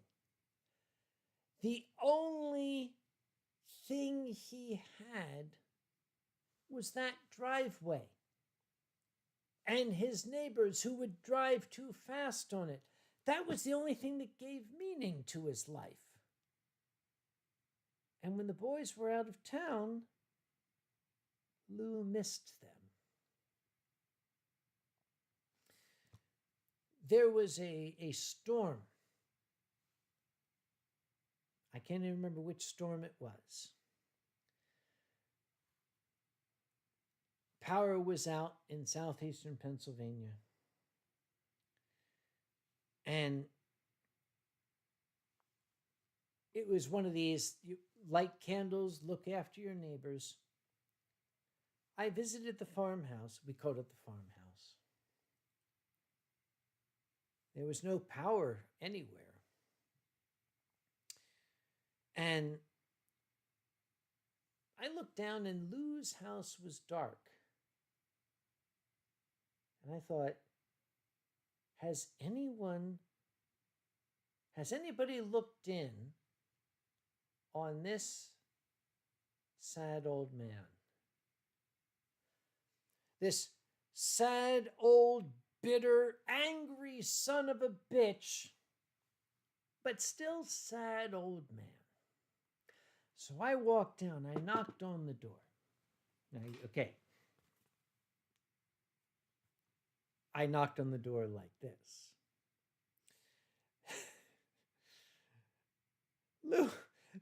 Lou answered. He was dressed in his tidy whities. That was all he was wearing. He was covered head to toe in nicotine patches. I'd never seen the like. Some people wear nicotine. This man he looked like a mummy. He was the nicotine mummy. He was covered head to toe in nicotine patches. He answered the door and I said, excuse me, Mr. Lou, your neighbors asked me to come down to look in on you to make sure everything was okay. He immediately launched into this long tirade about the evils of the world and people driving too fast and this is too much and those guys and this and I just listened. Okay. So you don't need anything right now? He said, no. I said, great. Mr. Lou, if you need anything during this storm, just walk up to the house and the boys will take care of you, okay? Have a good night. That was the last time I saw Lou. The boys moved out of the farmhouse. Lou passed away. But his son, family member, erected a sign on that dirt road that said, Uncle Lou's Lane, 5 miles per hour. And my friend and his current roommate fucking stole the sign, and they have it in their house now.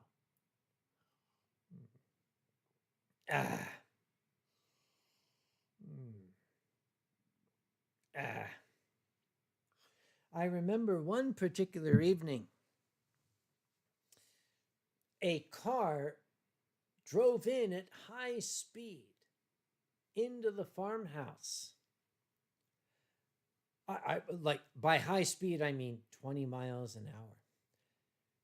And I was there visiting, and Lou came out with his shillelagh and he was ready to bust their headlights. It was a young man, got out of the car, and he said, I'm lost. Where's the hospital? My wife is in labor. I said, okay, this ain't it. Go down here, turn here. Yeah, that's the hospital. Go fuck off. Lou came up. I took Lou around the shoulders and I took him away from the car. As they drove off, I said, okay, Mr. Lou, listen. The man's wife is having a baby. They're lost. Give them a break. And that was the one time I saw Lou's angry old face soften. He didn't say anything. I had my arm around his, he took my arm and kind of pushed it off his shoulder and he just went back to his house. And the thing is, yeah, Lou was a cunt. An angry, hateful, dislikable old cunt.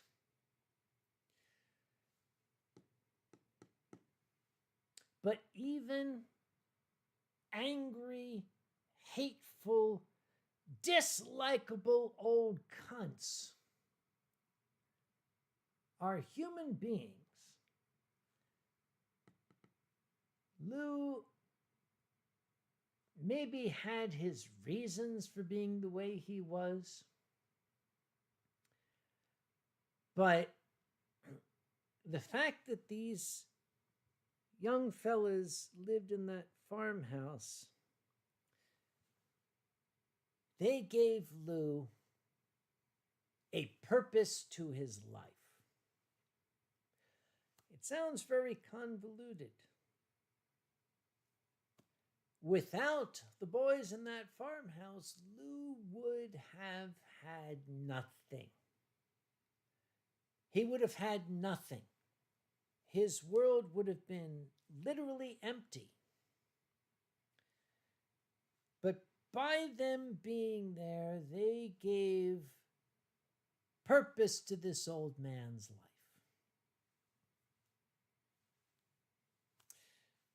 They accepted it with a smile. They giggled when Lou came out and shook his shillelagh at them. They saw it as fun. So for them, it was fun. For Lou, it was something to give his life meaning. And you know what? That's fine. I think that's what furries are all about. These boys did a service to this old fellow in his final years. And as much as Lou would rail and scream and shake his shillelagh, I suspect that when these boys go to their reward, Lou's going to be waiting for him there, and wiser, he will say, "Thank you for giving my life meaning.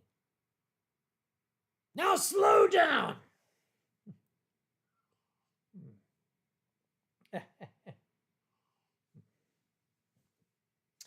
Ah, yes.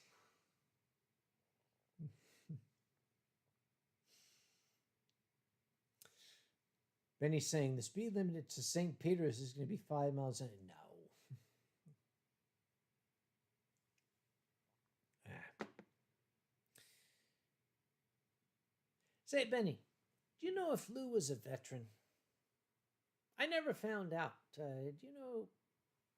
Oh, Katie says, I got to put the children to bed soon. Yeah, that's my little old bitty baby niece. Thank you for coming by, my darling. I look forward to seeing you in, what the hell day is it? 6 weeks. We'll see you then.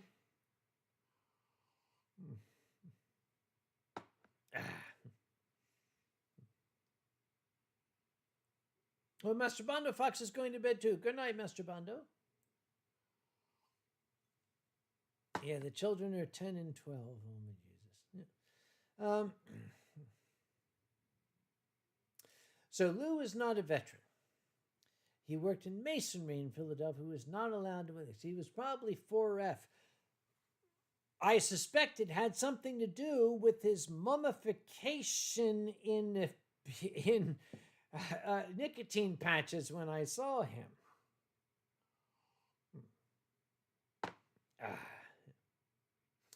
So, here's the moral to that story. I'll leave this with all of you, and then I'll finish my shit. Here's the moral to that story. You're going to run across all sorts of people in this world.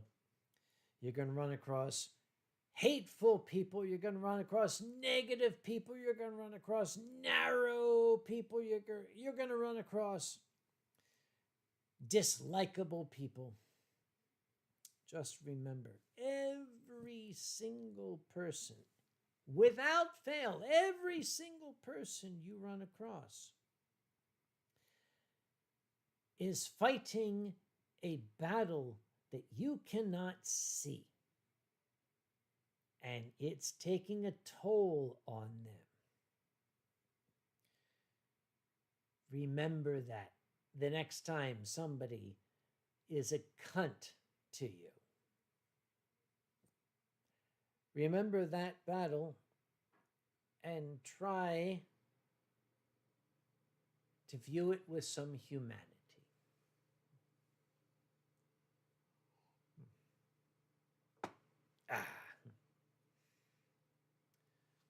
Benny says, did Lou's ghost trip Gideon? Maybe because he was running more than 5 miles an hour.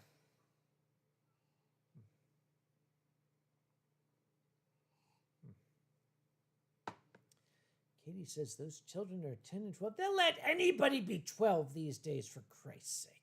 God damn it. They're 12? Shit. My great-nephews are 12. Like, when I was that age, I was 14. These kids need to catch up. Fuck.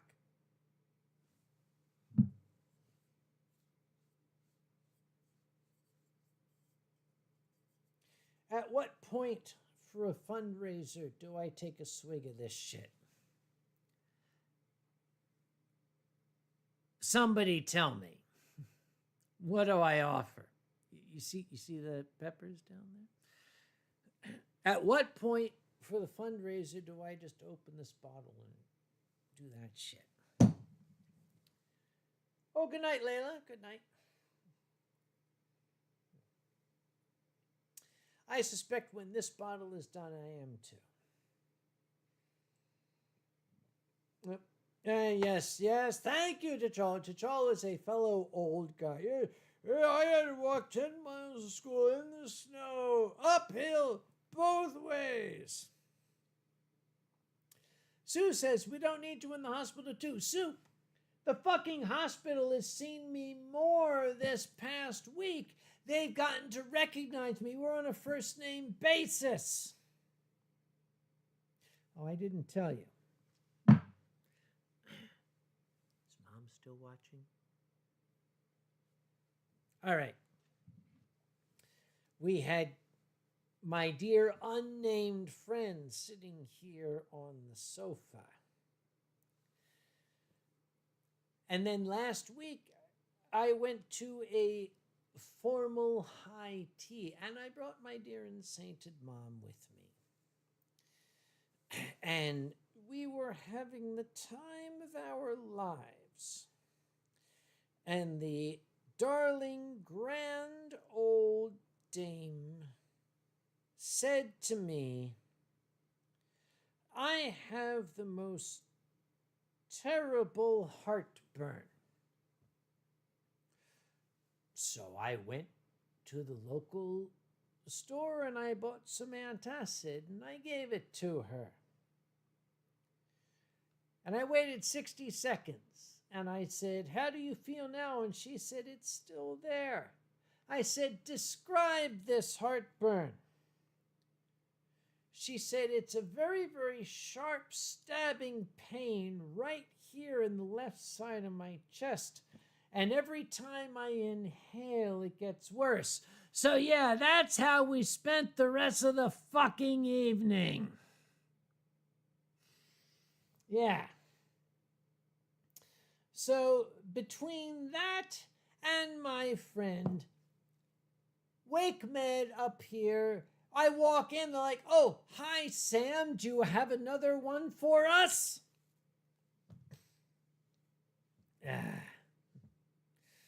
All right. In fact, if I were to go to Wake Med, just Wake Medical Hospital, that's what we were talking about here. If I were to go up there and I were to check myself in, they'd be like, "Oh, really? We thought you were bringing us somebody else." All right.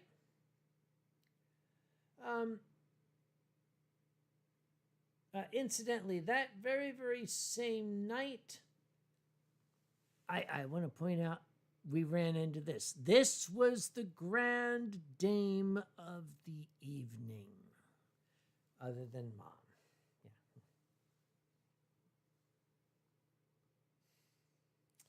Yeah.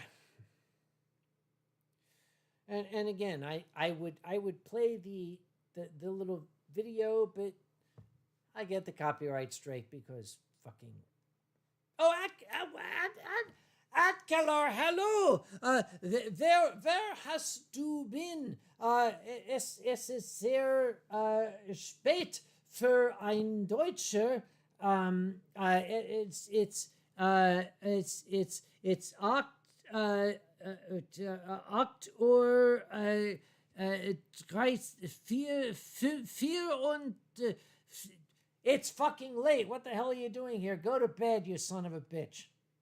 Yeah, that's what I said. It's 2:30 a.m. Why aren't you in bed? I've known Atkelar since I was young.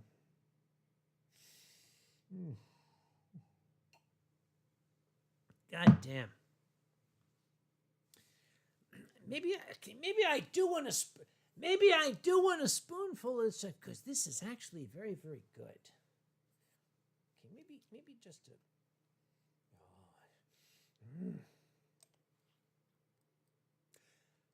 I won't because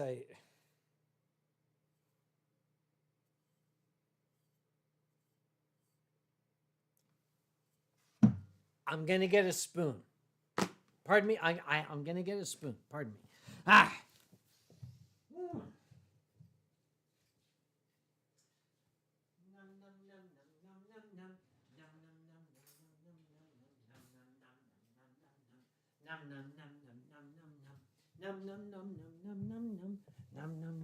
Ah, yes. The thing is, since I didn't have a proper dinner, yes, maybe I can have just a little bit of this shit. It's as the Germans say, das ist gute Scheiße. You notice the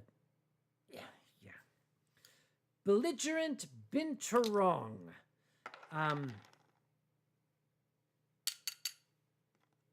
Needs to be shaken up some more.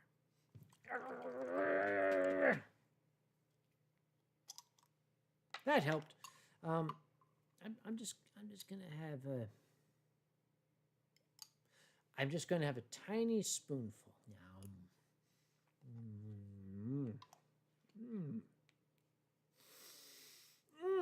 Oh, it's so good.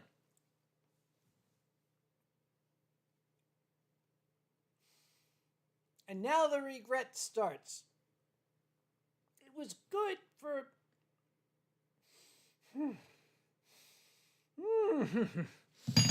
My God, it's good.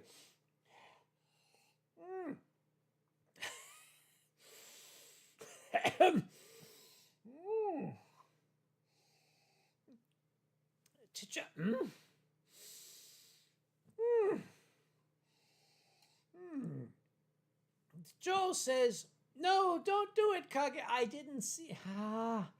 Oh.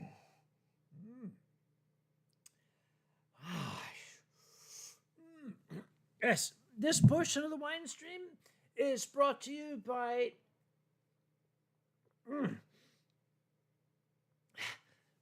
Dark Bunny Sauce's Belligerent Binturong. I highly recommend. Oh, God fucking damn, that's good.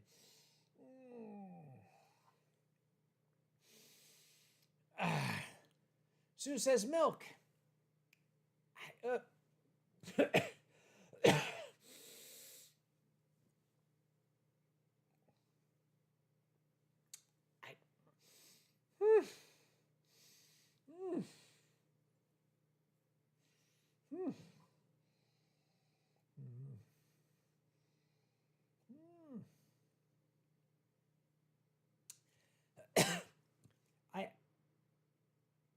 ice cream. Excuse me. Excuse me. I'll be right back. Ha. Oof.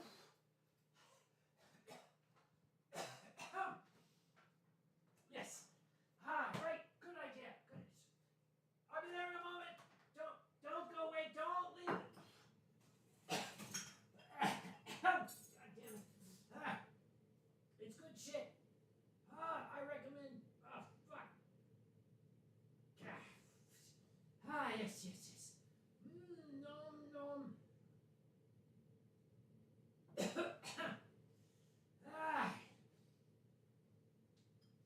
Yes.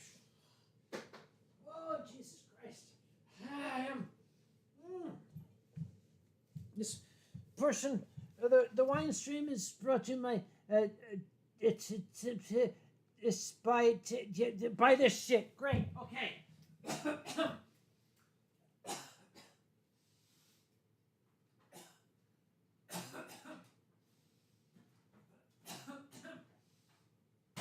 It's fine. Everything's good. Everything's cool.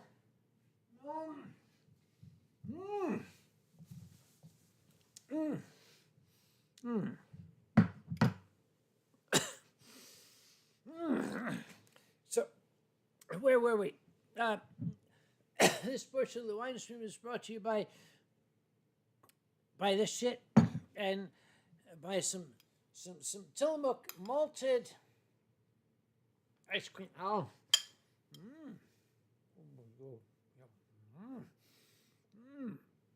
It's even better with some sake. Yeah, makes it good.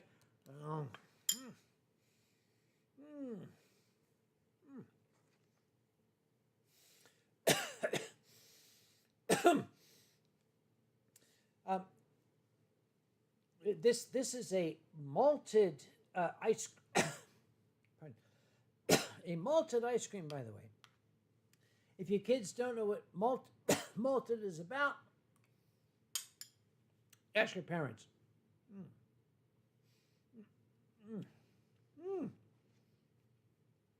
Or look it up on Wikipedia. Nom. Yeah, this is good. Get a little more sake to it. Sake ice cream.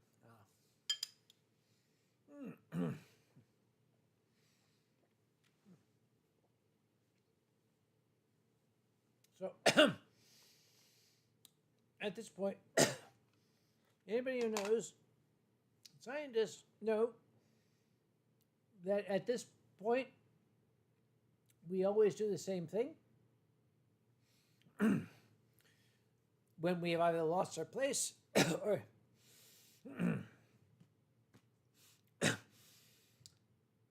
any questions to this point. That's what scientists do.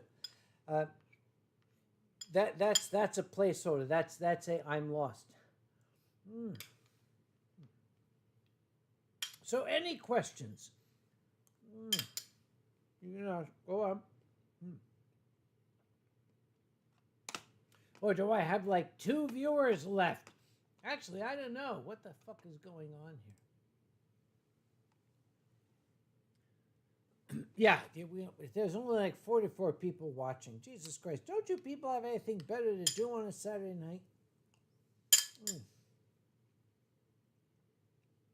Get a life, you losers.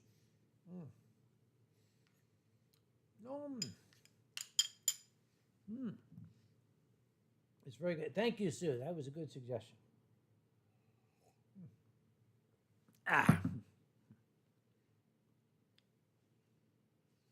David Hunter says, the partner still hasn't had anything to drink since last Friday. Well, David, I cannot help but be curious. Why? Is this, yeah, why? Tell us why? Yeah, have some shit, dude.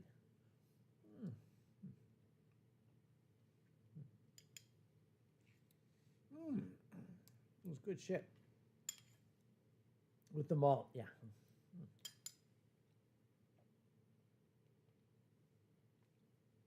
Jekyll von Knappe. Any furry convenience of the past you know about that new furs might not learn about? There's me. That's the first one.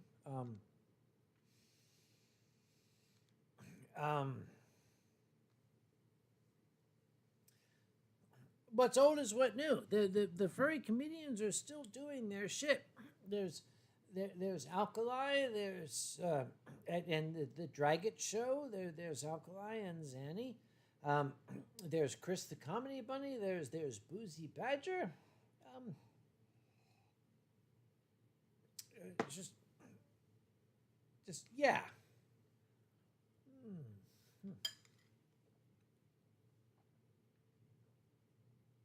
David Hunter says we shared a few bottles with someone who was experienced in sake. Now, David, who was this person experienced in sake who wasn't me? Have you been cheating on me? I'd like to know.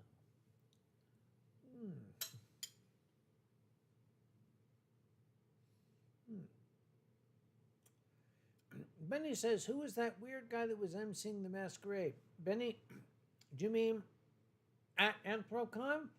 And what year? Because basically, if it wasn't me, it means I was busy doing shit, and I have no idea who it was. Yeah.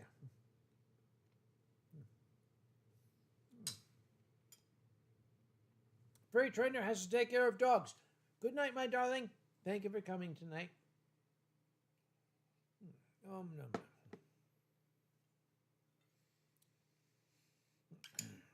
Benny says at Albany, Anthrocon, and possibly CFE.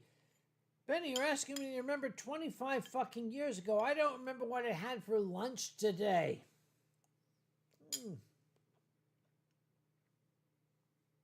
Positive Wolf Gamer. Will Telephone be back on the Winestream?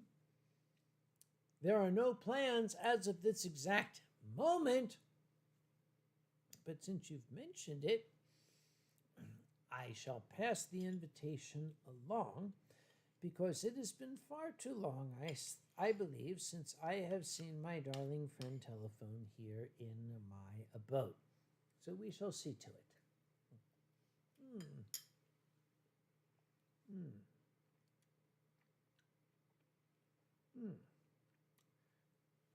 Benny says they thought they were funny but were horrible. Benny, you're not talking about me, I hope.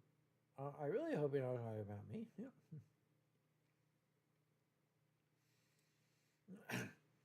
You remember Heat of the Moment of the Masquerade? No, I don't. I do remember we built this city. We built this city on Out of Tune. I remember that. All right. Benny, I honestly don't know. Yes, I just gave Benny a memory that he had buried in his psyche.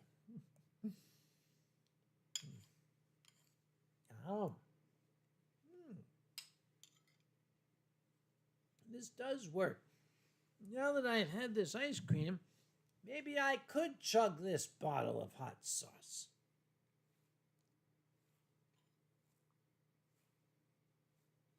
Maybe somebody should stop me before I do something I'll regret. All right, what else we got here? No.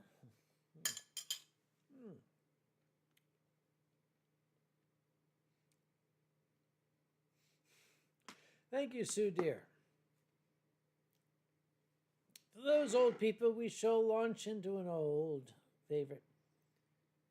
Sleepy time, gal, you're turning night into day. Sleepy time, gal. Okay. We're making fun. It is loving fun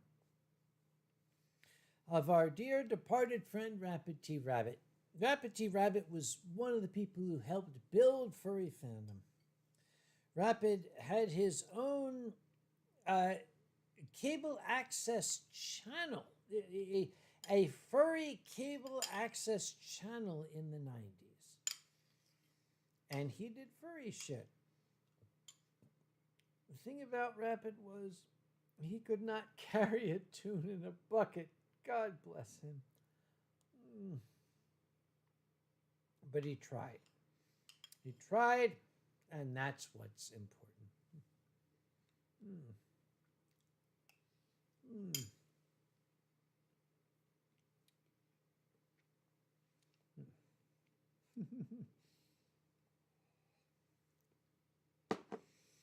Okay, we got the old folk talking about old-time furry stuff here. You old folk, you talk about the old-time furry stuff. Young folk, go ahead and ask questions because we're on camera right now. I will answer whatever questions you care to throw my way, except for the ones I don't care to answer. This is your opportunity. Go ahead and ask what you will. I am a bubbling font of information, vomiting forth knowledge for your benefit. This is your opportunity. And I know that might not be the best mental image for you. It's really good shit. You need to try it.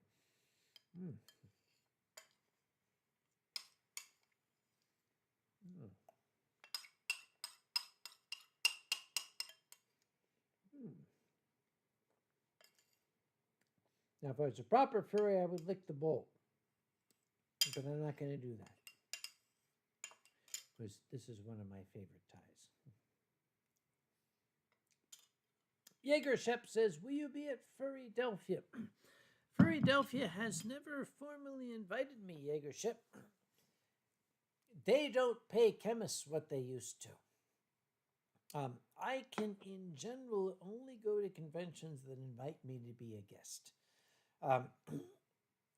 Furrydelphia, it's an excellent, exquisite convention, but they, to date, have not seen fit to invite me to be a guest. And until such a time, I'm afraid I won't be able to go.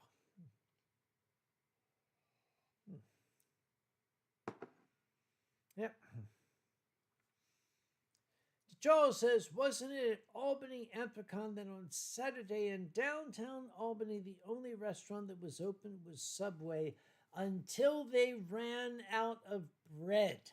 To Charles. Yes. Albany is not well known for being a greatly cosmopolitan location for the 4th of July weekend. Yep. Jekyll von Knappy, you mentioned one place or another that AC has a plan. If you were to spontaneously combust, who's the next in line in that doomsday scenario? She's here right now. It's Sue Deer. That's your answer. Yep. Let's see.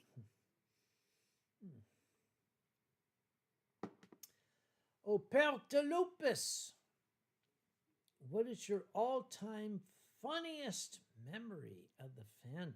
Oh, my goodness. People ask me, worst memory, best memory, my funniest memory. Oh, dear.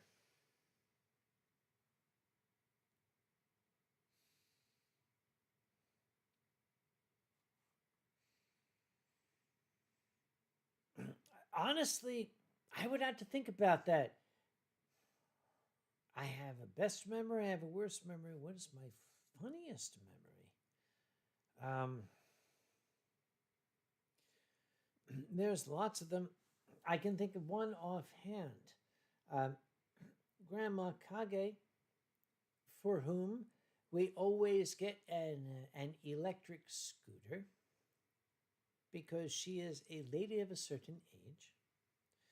There was another gentleman who was also not so big on mobility. His name was Charlie Grook. He has since passed away. Here's to Charlie. There was a particular day at the convention. Grandma Kage had her electric scooter Charlie had his scooter. He was on his way to the art show. He came to me and he related that he was simply on his way to the art show, minding his own business, when this white-haired old lady on a mobility scooter came roaring up next to him and said, "You want to drag?"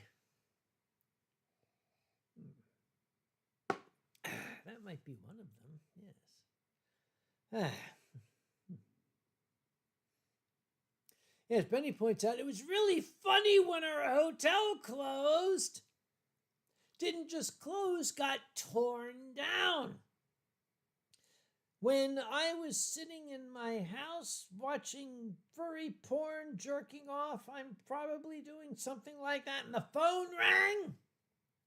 And a voice said, "Hey, Uncle Kage, what's this I hear that the hotel's being torn down?" I said, "Okay, you listen to me, you son of a bitch. I am a busy man. I don't have time for this shit. I don't know how you got this number, but fuck off." And I hung up.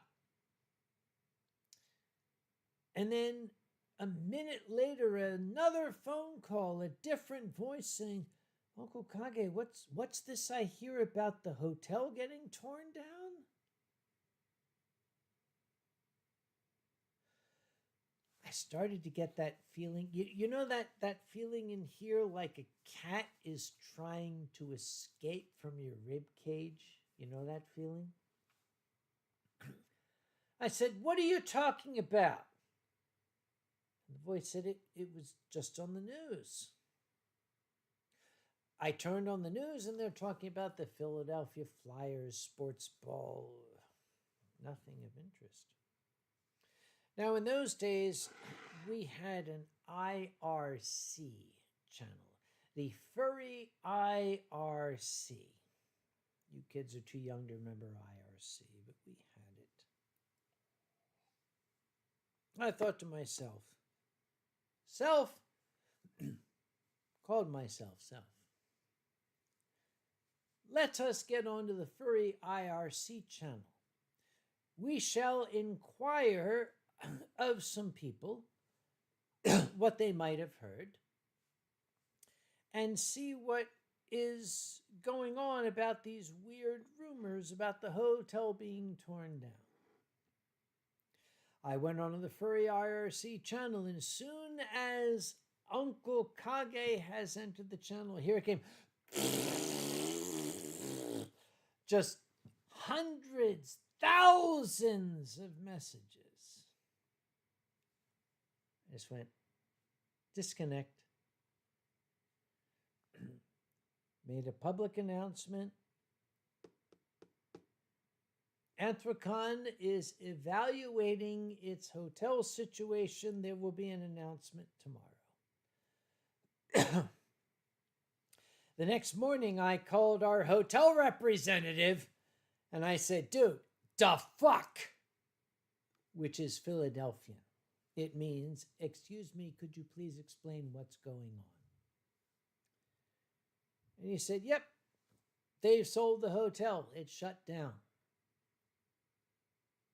I said, "Okay, dude, you can't fucking do that. I've got a contract." And he said, "That's great. I don't have a job." Okay, that shut me down. I called the hotel's corporate headquarters and I said, "The fuck?" Remember, that's Philadelphian for "could you please explain what's going on?" And they said, "Yeah, we sold that hotel."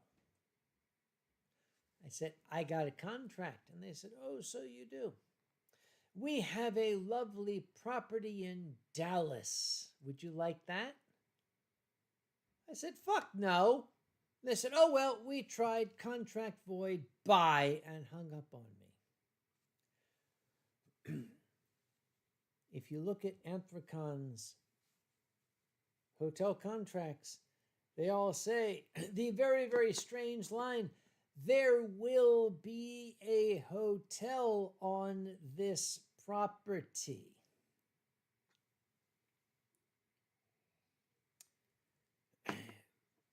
Benny says, do you still have the last brick? Yes, actually, I have two. The Anasmark Hotel was torn down. I sold one of the three last bricks that I retrieved from the demolition site. One of them I sold at a charity auction. The last two bricks from the Anasmark Hotel are sitting on my fireplace mantelpiece as we speak. Oh, Alpertolupus. I'm glad I pronounced your name correctly. So have a good night. May I call you Ope? Good night, Ope. Yeah.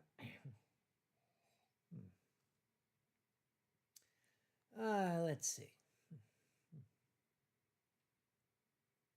Savage Gerbil says, I just turned 40 and IRC was instrumental in forming the twisted entity that was me. IRC formed many twisted entities.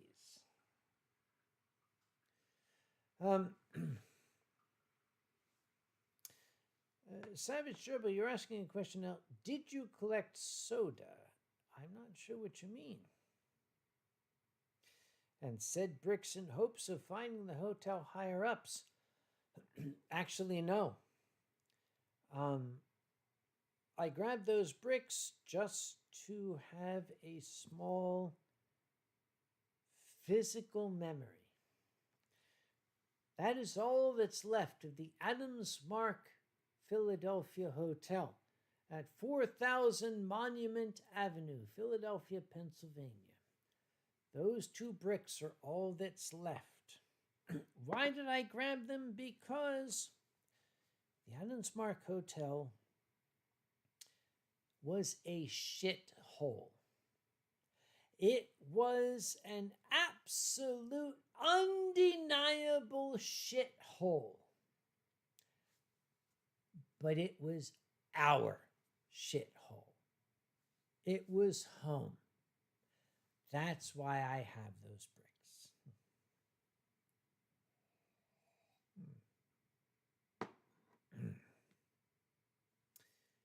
Jekyll Von Knapp, do you still get stage fright? All the time. Every single time I go out in front of an audience. I am terrified. I have stage fright. Everybody does. It's natural. What's important is what you do with that stage fright. That tension, that energy. You can let it paralyze you. Or you can take that energy and you can channel it into the performance. That's what successful performers do.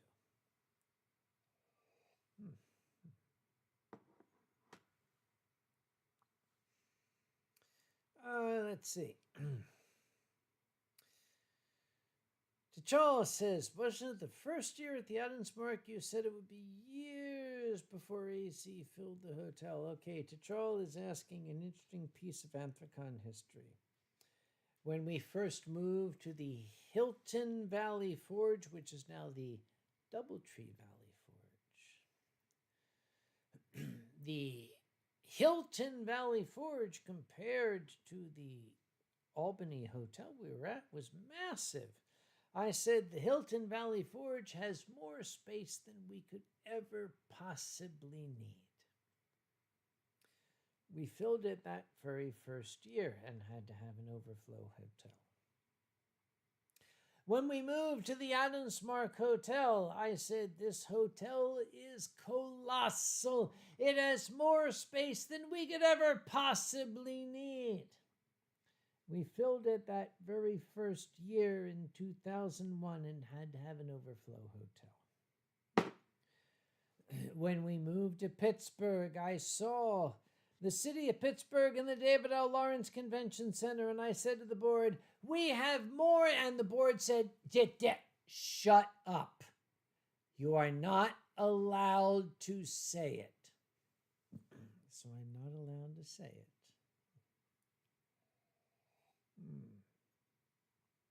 Ah.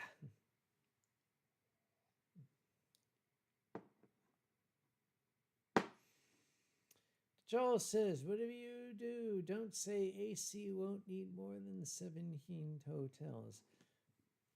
I've actually, well, of course, I'm in constant contact with the city of Pittsburgh.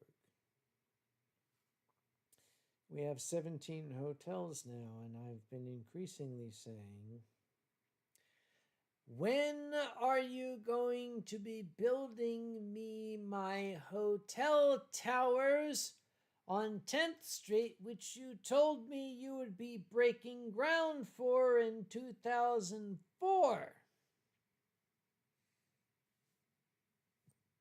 Still waiting. Danny, don't. Shut up. I'm not going to say what Danny just said.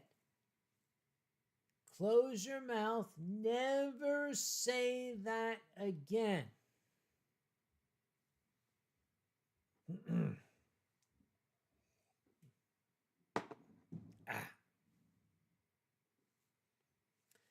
I have new upstairs neighbors.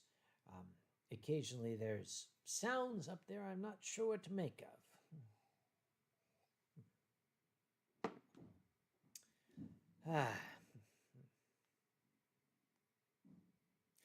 Yes, this is the furry convention equivalent of the Scottish play.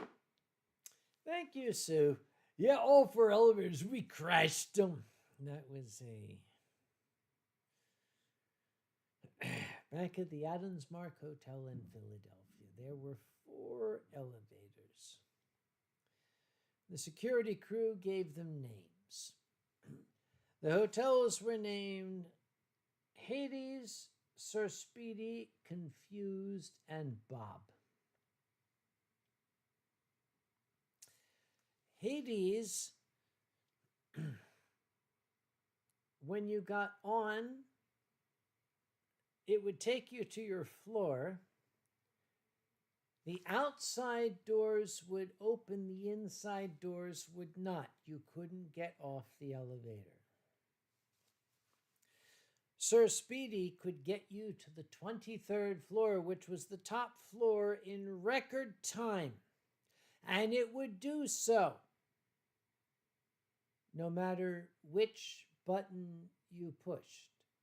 It would just shoot you to the top floor.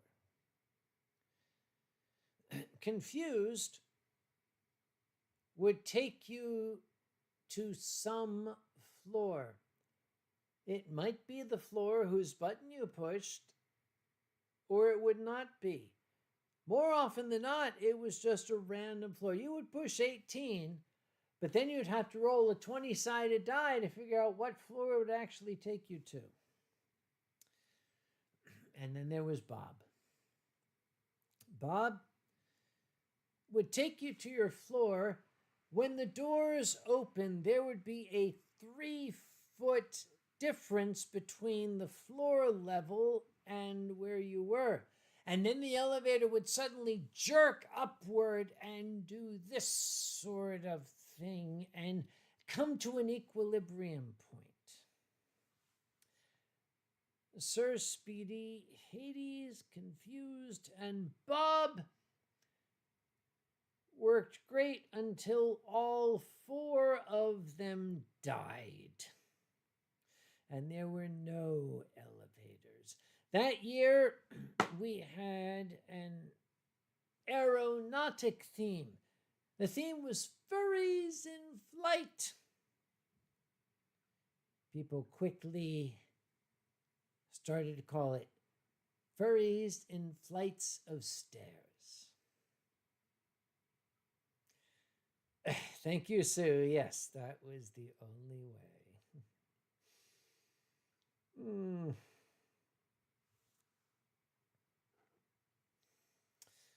That was the year that our guest of honor was having He was an elderly gentleman. So you would remember this. Benny would remember it too. It was I could get the book over there, Mr. DiCarlo. Our guest of honor on the 23rd floor was having chest pains and irregular heartbeat.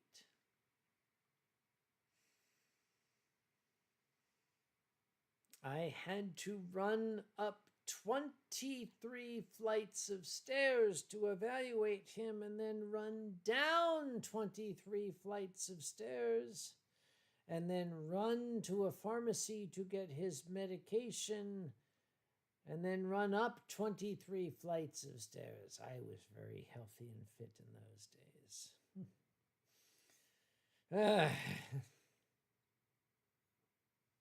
Sue says, whatever happened to that hand-drawn poster? It's probably in the archive somewhere.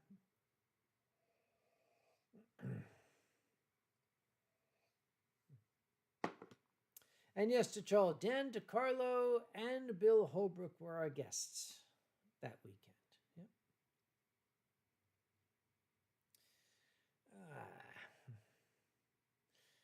Yep. Jekyll Van Canapi.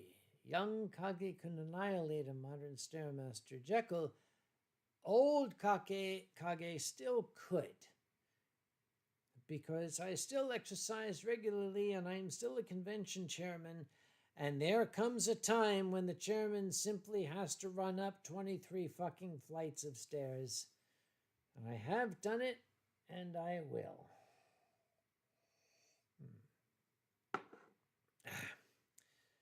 What time have we got?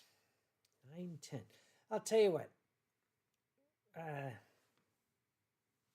I think when this glass is done, this stream might be done. Why? Because it's my fucking stream and I say when it's done, okay? Happy? Right. Okay, you don't like it? Fuck off. There you go. And Benny and T'Chall are both talking about Bill Holbrook. Bill is the creator of what is now the longest running web comic, Kevin and Kel. It is, and history has written this, it is the longest running continuous web comic in existence. Kevin and Kel. Bill Holbrook was our guest of honor in 2001. Bill is a Georgia farm boy. Very unassuming, very modest. We invited him, and he brought his family. He brought his wife and his two little girls. There was his youngest daughter, Haviland, was there. Haviland was 9 years old at the time. By the way, Benny Sue, I think Haviland has her own kids now.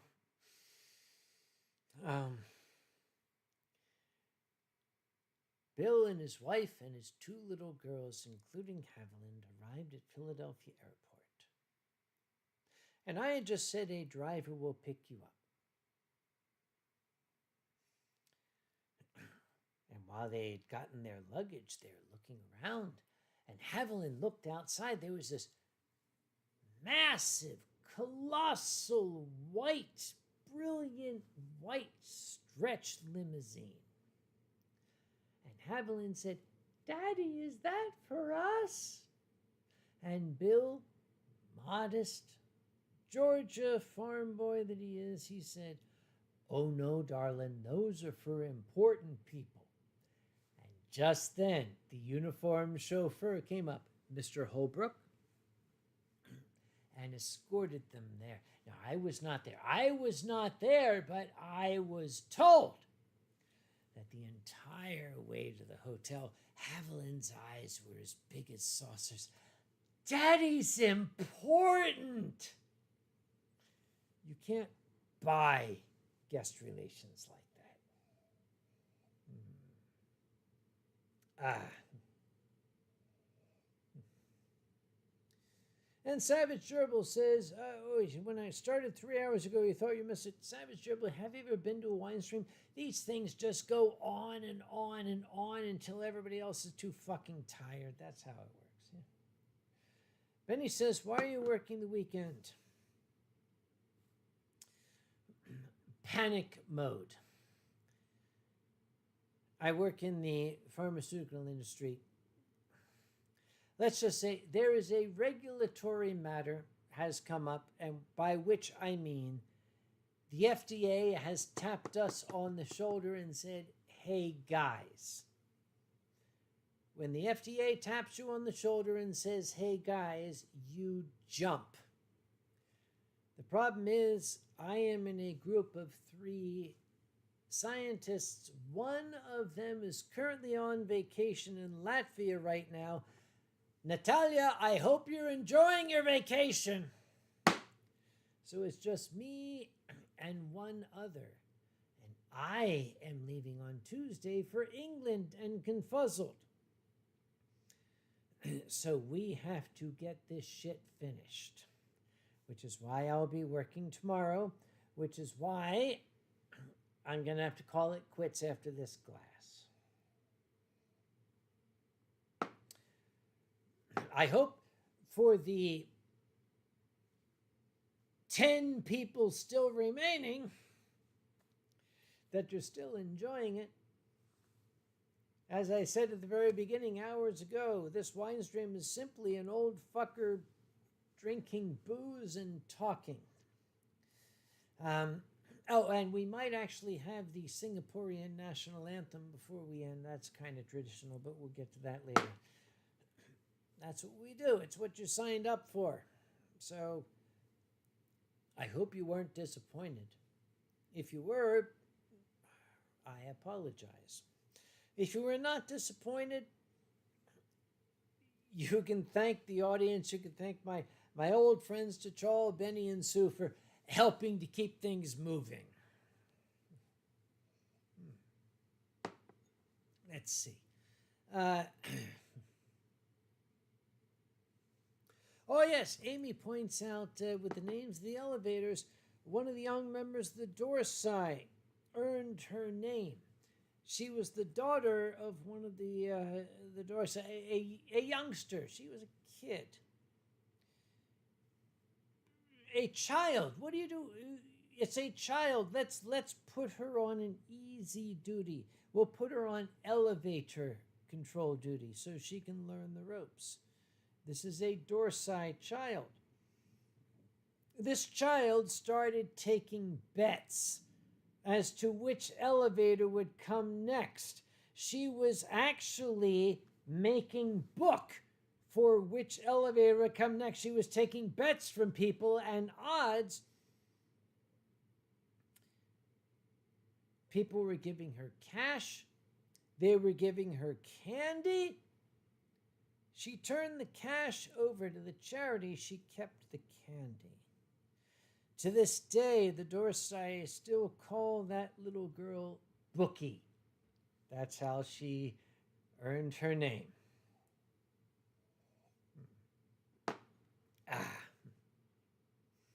David Hunter says, how could we be disappointed? That's very, very kind of you, David. I'm a performer. I'm an entertainer. I'm a funny man. I get on camera and I do silly, stupid shit. And there's always that question in my mind. Is the audience satisfied? I can't tell. I'm too fucking drunk to tell. But at the end of the evening, if at least a portion of the audience was entertained, was pleased, was happy, then that's all I ask for. And yes, Bookie's out of college now. Holy crap. What was I going to do? Oh, yes. I'm going to do 2 things. The glass is empty. I think we're coming to the end of the stream, but because it is tradition, my flags are around the corner, and you know what? I don't feel like standing up. One thing that has always been a hallmark of this stream, for reasons, is a rendition of the national anthem of the Republic of Singapore, which by law is required to be sung in the Malay language. Oh, fuck, I still have a little bit left. There we go. The national anthem of the Republic of Singapore must be sung in Malay. So, being a good red-blooded American, I learned the Malay words just to annoy my Singaporean friends. That's why. So, without further ado, you can join in if you know the words, especially on the chorus. Mari kita rakyat Singapura sama-sama menuju bahagia. Cita-cita kita yang mulia berjaya Singapura. Everybody now, marilah kita bersatu dengan semangat yang baru. Semua kita berseru, majulah Singapura, majulah Singapura. Encore, marilah kita bersatu dengan semangat yang baru. Semua kita berseru, majulah Singapura, majulah Singapura. Play ball! I always say play ball because in America, when you do the national anthem, you always shout play ball, and that's how it is, yeah. Danny's still here. Danny is still here. I need to learn the Brazilian national anthem. I will need a tutor. Danny, kindly contact me offline if you would be so kind.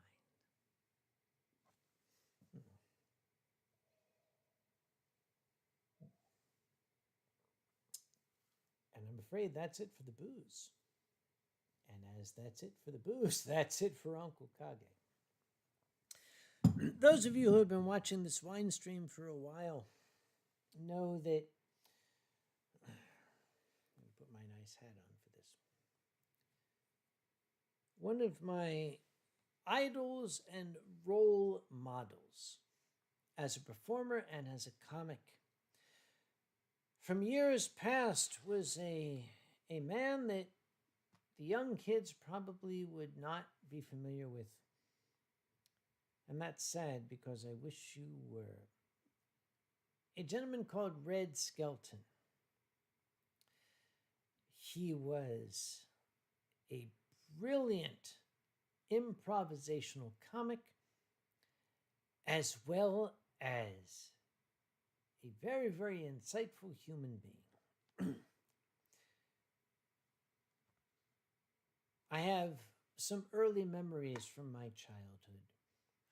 One of them goes back, I don't know if I was 3 or 4 years old. It would have been the late 1960s. I remember sitting on the sofa next to my late father. He was much younger then, of course. My father loved Red Skelton. Red Skelton used to have his own variety show on television.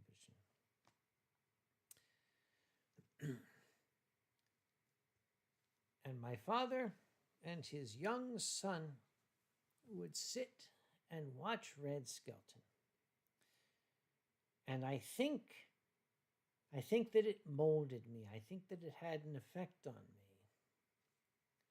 watching this magnificent genius entertainer, this very, very learned and talented comic. But I remember watching one evening, sitting in my parents' living room, sitting next to my father, watching Red Skelton.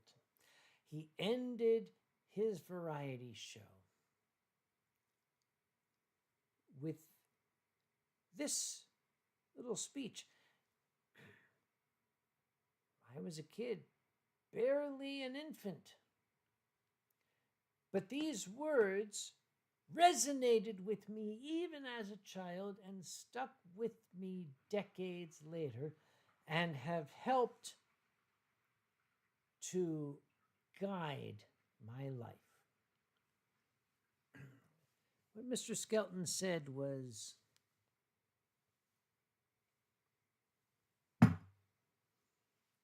if someday you're not feeling well, you should remember some little thing that I've said or done here tonight. And if it brings a smile to your face or a chuckle to your heart, then my purpose as a clown has been fulfilled.